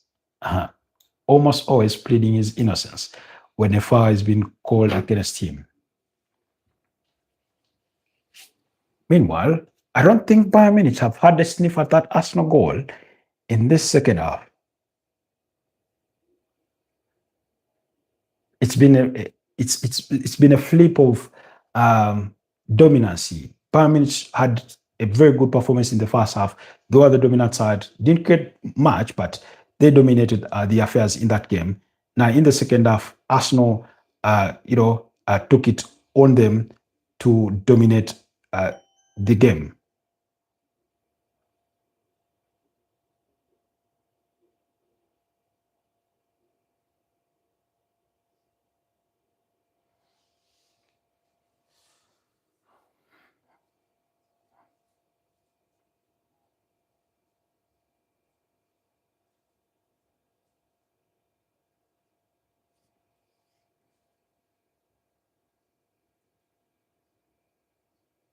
I don't know why, but if I'm Mikel Arteta, I'm withdrawing Declan Rice to give Christian Norgard a run of minutes here and sort of reserve that bit of energy to go again against Chelsea. Because, like I said, it's going to be a very, very difficult game that coming on Super Sunday for Arsenal.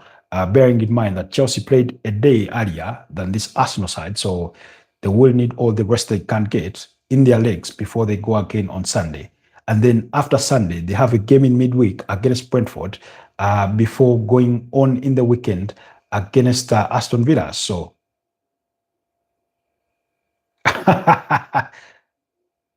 uh, Gabriel Martinelli was offside. I thought so too.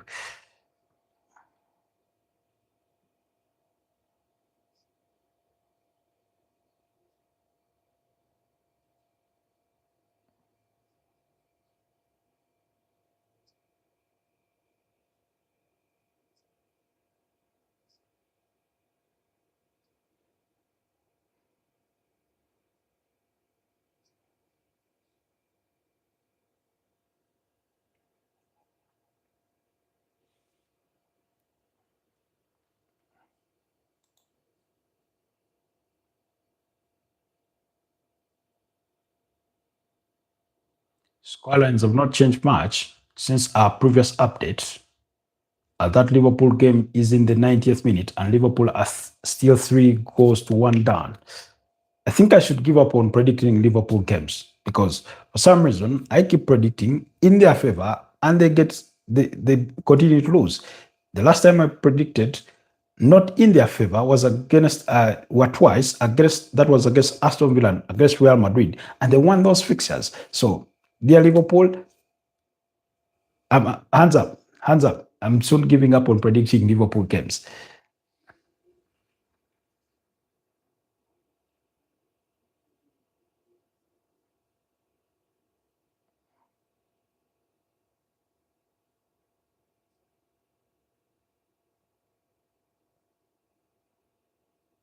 Mikel Teta showing Vincent Company that you may have managed more than one team, but I've been a manager more years than you have been. It was 2 years that actually he's managed 3 teams in Belgium, uh, Burnley, and now Bayern Munich. So Christian Mosquera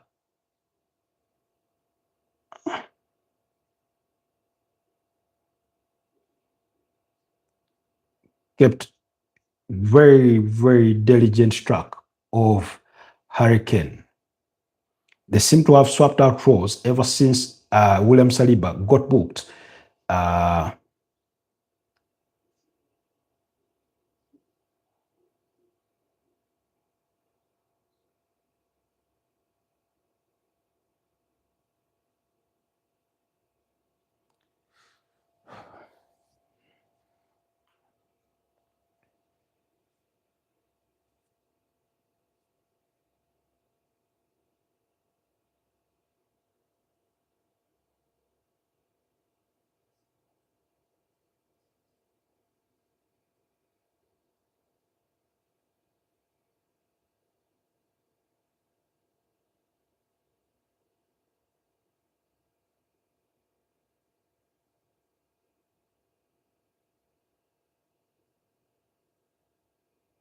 it's 4. PSV have the fourth against Liverpool. Virgil van Dijk cannot believe it. Anna Slot doesn't know where to look. It's 4. Liverpool 1, PSV 4. How bad does it have to get for Liverpool before they wake up? Jesus Christ. Need to have a look at that Liverpool starting 11, regardless of the changes they made. It's a team that you'd expect to start, the elite team, based on who is available and fit enough to play. But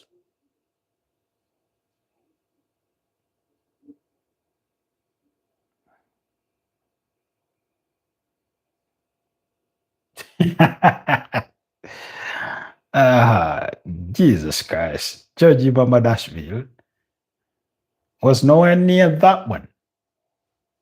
Liverpool 1, PSV 4. And they did beat Liverpool last season 3-2. Just made it better.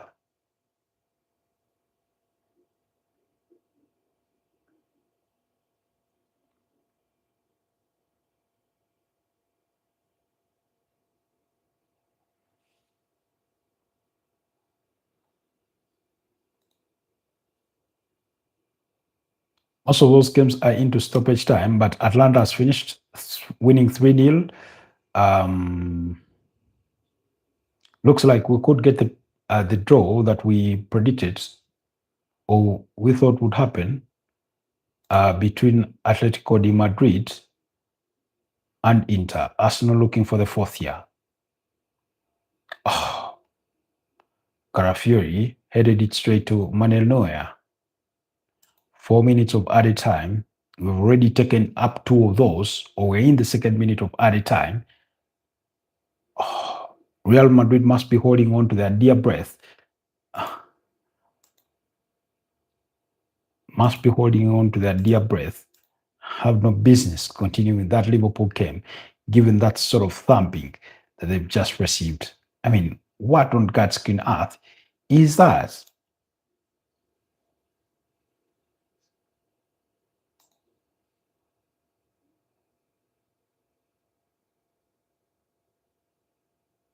Come on.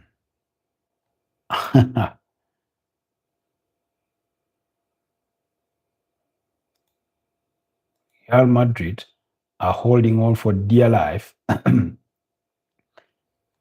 5 minutes were added into that game. It's Andre Lunin in that Real Madrid goal. Can Bayern cause a nervous ending here? It's a free kick. Well defended. Oh. Kemenchai couldn't find the back of the net, but it was a bit scrappy in that box.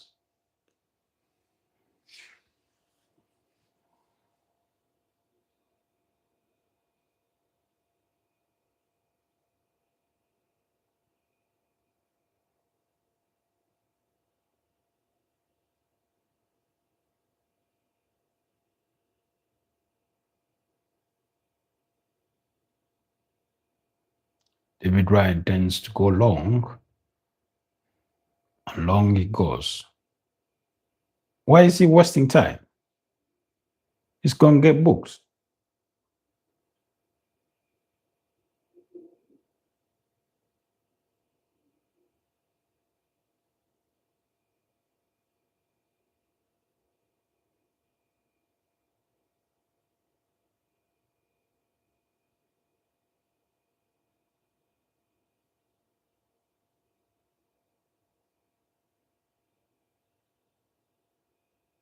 Stoppage time, and Declan Rice is still running like his life depends on it.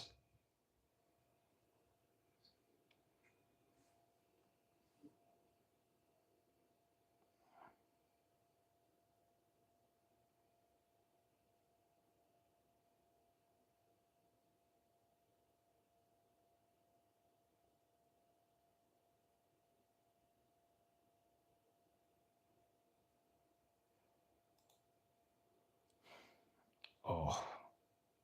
It's finished between Liverpool and PSV. PSV winning that game 4-1. 4-1.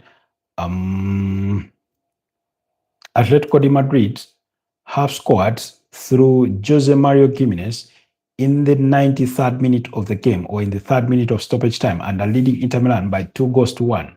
Interesting turn of events there. All the other games are coming to a close. We're on the verge of the final whistles there.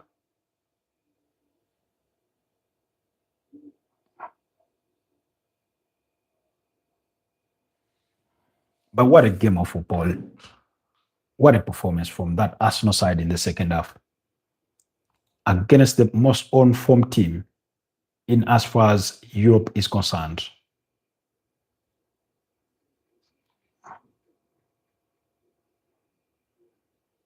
Noni Madueke getting his first for the Arsenal, and Gabriel Martinelli scoring his fourth in the campaign. Of course, they will be concerned that Leandro Trossard had to go off through injury, but given that he's gone out injured and Gabriel Martinelli just returned, it's all over Arsenal 3, Bayern Munich 1, and it's all over between okay, those ones are still ongoing. Was looking at the Real Madrid game here. Let me see if we can scrap out something on the Atletico de Madrid game. Really, maybe.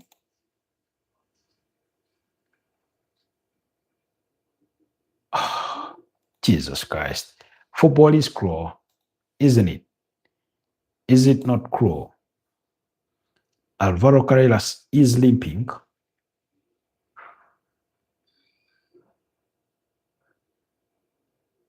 Atletico de Madrid are looking for third here. Julian Alvarez.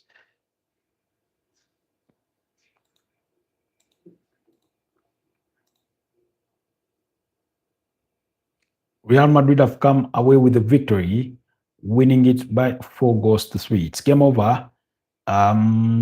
Sporting CP against Club Brugge. That one also finished 3-0 in favor of Sporting CP. So we still are left with Atletico de Madrid versus Inter and PSG against Tottenham Hotspurs. The only games that are yet to be wrapped up at this stage of the night. But what a night of goals. 7 goals in the Real Madrid game, 8 goals in the PSG game. Atletico Madrid has also equally finished. It's finished 2-1 in favor of the Spanish La Liga side. So it's PSG still in action, and that game is soon coming to a close as well. Told you about two from PSG players in Xavi Simons and Rando Colomwani, but let's see. Tottenham still hopeful of getting the 4th year. Mohamed Kudus runs out of space. It's a corner for Tottenham.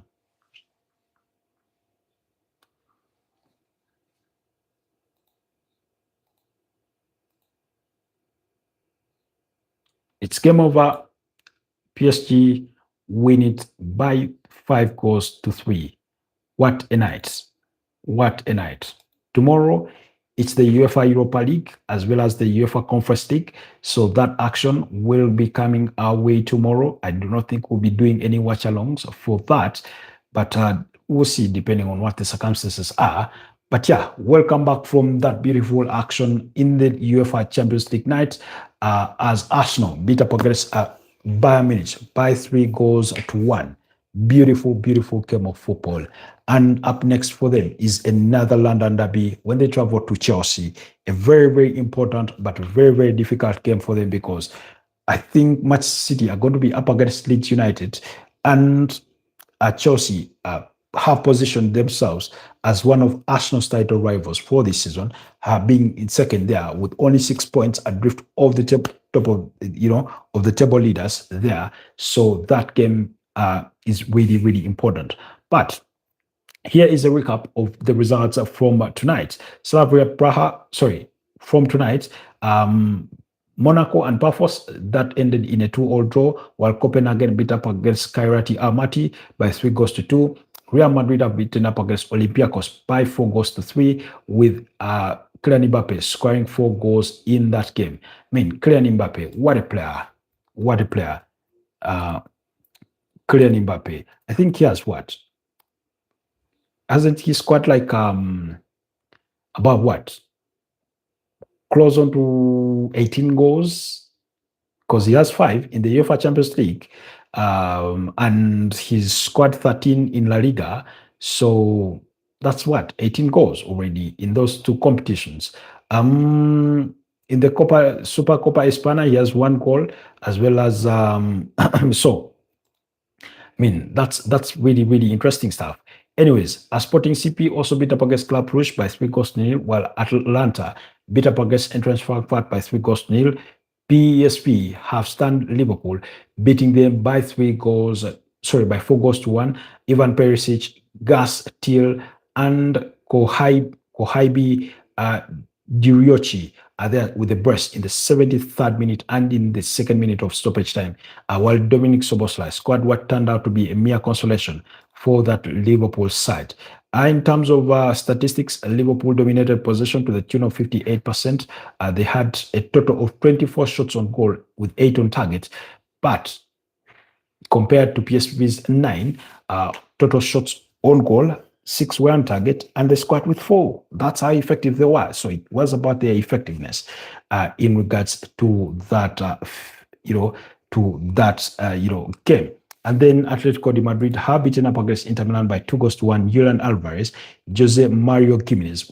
This is a team, Atletico Madrid, by the way, who Arsenal beat by 4-0 at the Emirates, while Piotr Zielinski was the equal goal scorer for what turned out to be a mere consolation for Inter Milan.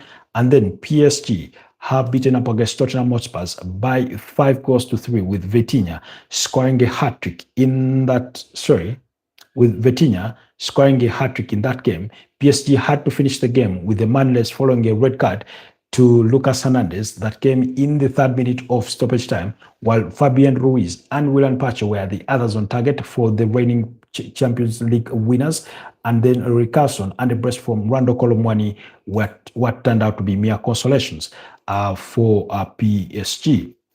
Of course, at the Emirates Stadium, Juan Timber, Noni Madueke, and Gabriel Martinelli were the goal scorers, while Linus Karl scored what turned out to be a mere consolation for Bayern Munich, as Arsenal beat Bayern Munich by 3-1. That means Arsenal moved to the summit of the UEFA Champions League.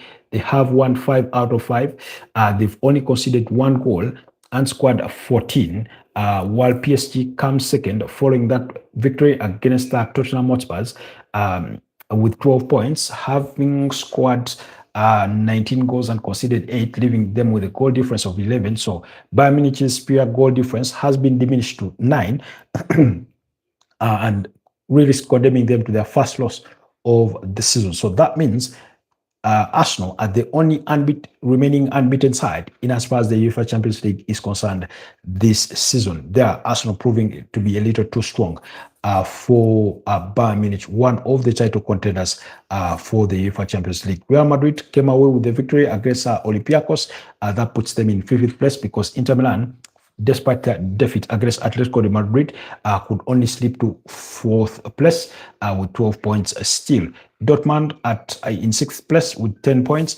Chelsea in 7th place with 10 points. Sporting CP with 10 points in 8th place. Manchester City in 9th place with 10 points.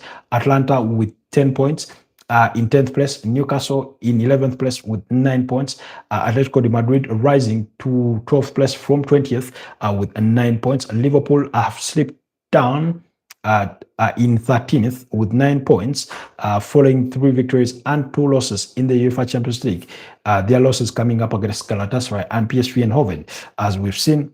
While the victory means that PSV have climbed to 15th place on the standings with 8 points, with Galatasaray in between them there in 14th place with 9 points.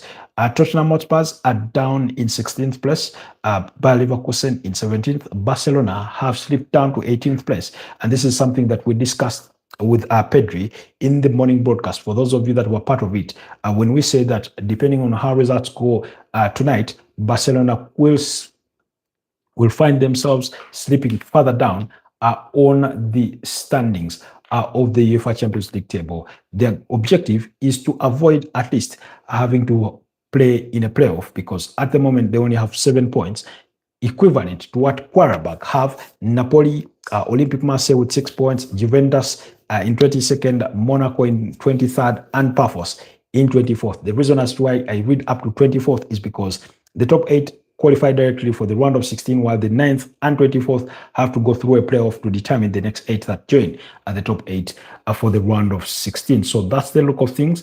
They still are, everything to play for in the coming games. In as far as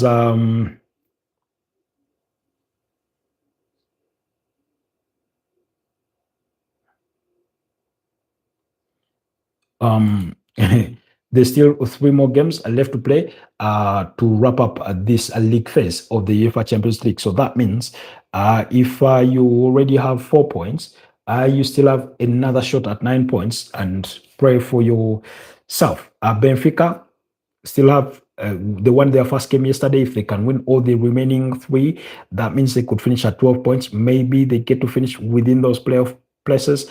Who knows? We'll wait to see. But there's somebody said that they have realized the pattern, and I think I do agree with this. For teams that come up against Arsenal and do not play with that low block and that defensive sort of mentality, they get beat by more than 3 goals. You remember Atletico de Madrid, you've seen Bayern Munich, you saw against Slavia Praha,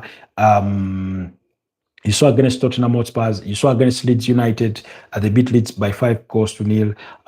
Which other team have they beaten by many, many goals? So really, that's how the look of things are, but Arsenal have been really, really impressive. Who was my man of the match? I mean, I could say Declan Rice, once again, when when himself rugged. I mean, he really, really did plenty.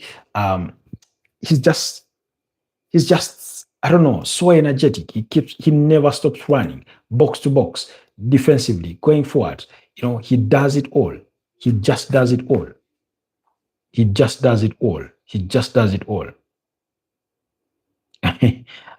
Somebody trying to make themselves relevant, saying Champions League is boring without Man United. Well,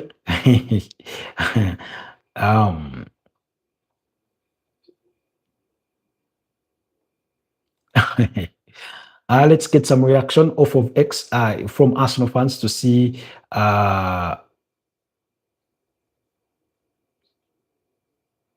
what the reaction is online in regards to Arsenal's victory against a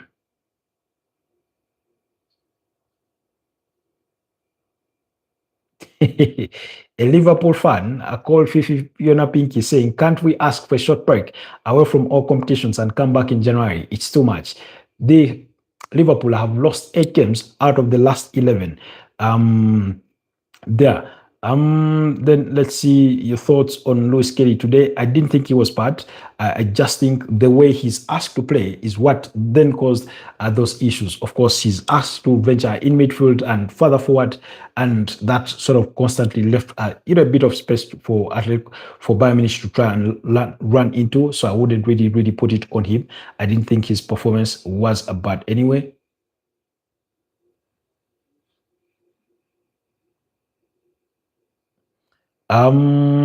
The best midfielder in the world, that's according to the hand of Arsenal, Declan Rice, but what a performance. Then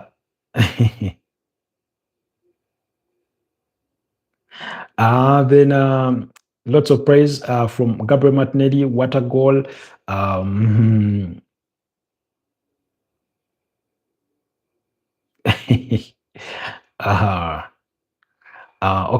Okay, let's see what we can get off of here in regards to let me see. Let me use my other phone to try and get those some of that reaction, because it looks like it's not coming fast enough on my computer.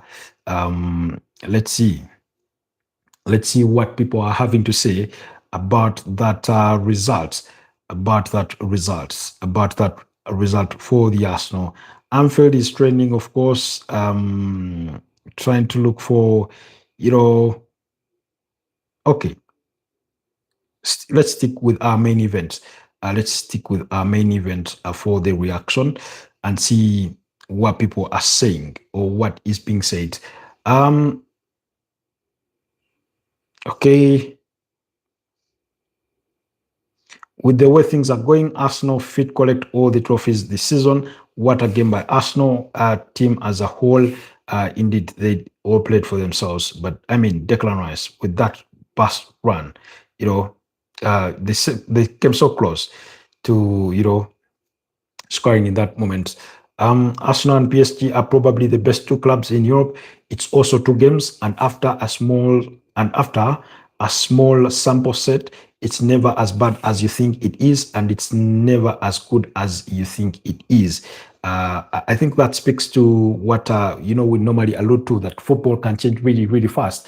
Today, you look miles better than anybody else, but sleep for the next 2-3 games, and then suddenly there's a change of stuff there.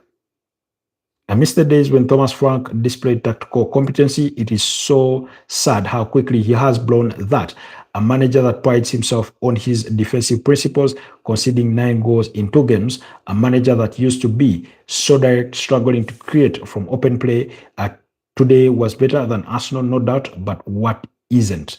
Everything feels backward. That's a comment, I think, from a Tottenham fan. I watched Arsenal, so do not know how the game went, but just seen the handball. What the fuck is he thinking there? I think that was somebody reacting to the Liverpool game in which Virgil van Dijk handled the ball to lead to that penalty.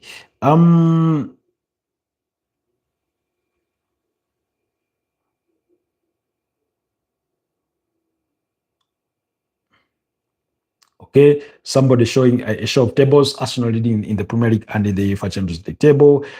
See, I don't even bother watching Arsenal matches because I know we will win. That's how sweet the team has become here. That's an Arsenal fan saying that.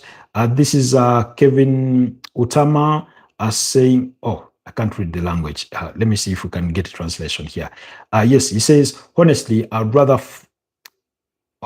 I'd already forgotten when Arsenal last beat Bayern Munich, but this dawn we finally won again with a convincing score and performance. Thank God the prayer is still the same. Hopefully this season is truly Arsenal's season.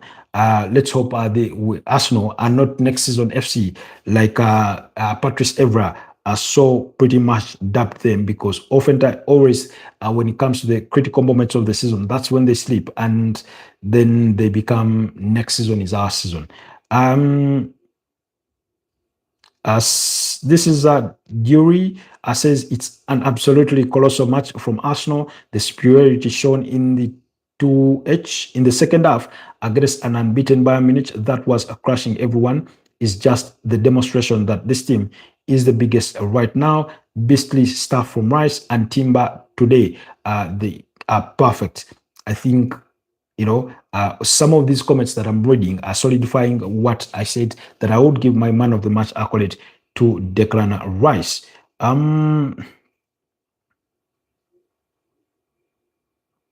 Okay, let's see. It's not believing in the process anymore. It's happening. That's Arsenal's FC Fantastic saying. Let's see if we can get one more comment on here in regards to that reaction. Okay, I think we're done here. Let's see. I do not think there's anything more that we can. Among the trends is top of the Premier League. Okay.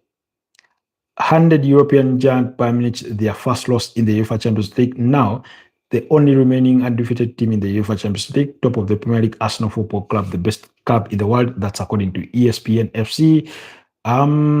Okay. Gabriel Hens's arrival at Arsenal cannot be overlooked. Born a winner. That's according to Norwell's Old Boys in the UK. So, really.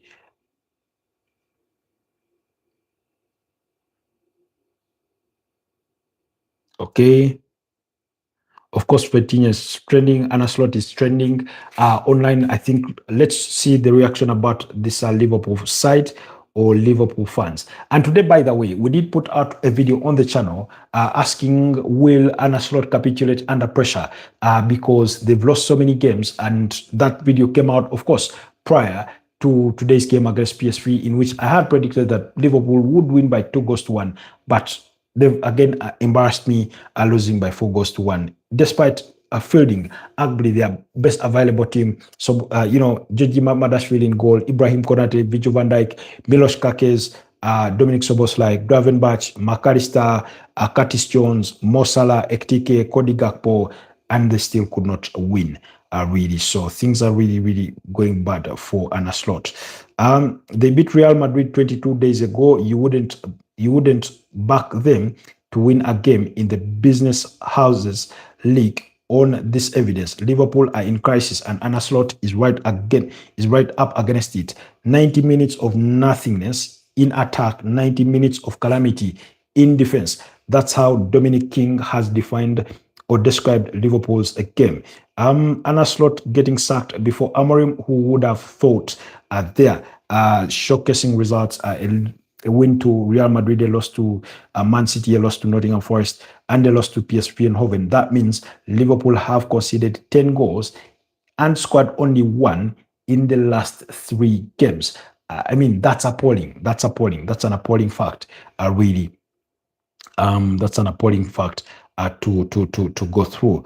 I mean, teams dreaded to go to Anfield on UEFA Champions League nights, and yet here we are, PSV going there and dominating in terms of those scores. Liverpool lose twice at Anfield in 5 days by a combined 7-1. It's their 9th loss in 12 games.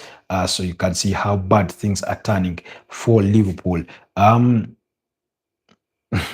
mean, the most fans that must be enjoying this should be Everton fans. We know that they and Liverpool are arch nemesis, so they must be the ones enjoying all this banter. Anyways, guys, it's been 2 hours of this broadcast. Let's see if we can get more reaction. Seeing Anfield this empty before a game has finished is genuinely insanity. What the F are there? I mean, PSG just played on the counter-attack and they got all the goals. I mean, that goal, that fourth goal, how Georgie Mamadashvili gets beaten to the near post where he exactly is, also beats my understanding. The goalkeeper should be doing better in that moment. He should be doing better in that moment. Okay. All right. Let's see. I think that wraps it up for us on the broadcast. But what a night for Arsenal! What a night to forget for Liverpool. Your next Chelsea. Noni Madueke, is he ready to face his former bosses of Chelsea? He's gotten off the mark in an Arsenal jersey against Bayern Munich. So let's wait. Estaval already has 9 goals this season. That's the amount of goals that's the amount of goals Yamal wanted to win the Ballon d'Or with last season. Thoughts on Christian Mosquera? I thought he had a very, very wonderful performance today. And it was really, really impressive to watch. Unless you have your thoughts to share with us, SD, thank you so much for being part of today's podcast. Andeke Pakode, thank you so much. I do not know whether the other comments disappeared too, but we had somebody from Japan. But thank you so much, every single one of you that has been part of tonight's podcast. It's been a pleasure doing this with you. Let's link up again tomorrow morning at 9 a.m. to discuss the latest or to further digest what we've seen from tonight and more of that. Stay blessed, and I'll see you guys next time. Bye-bye for now.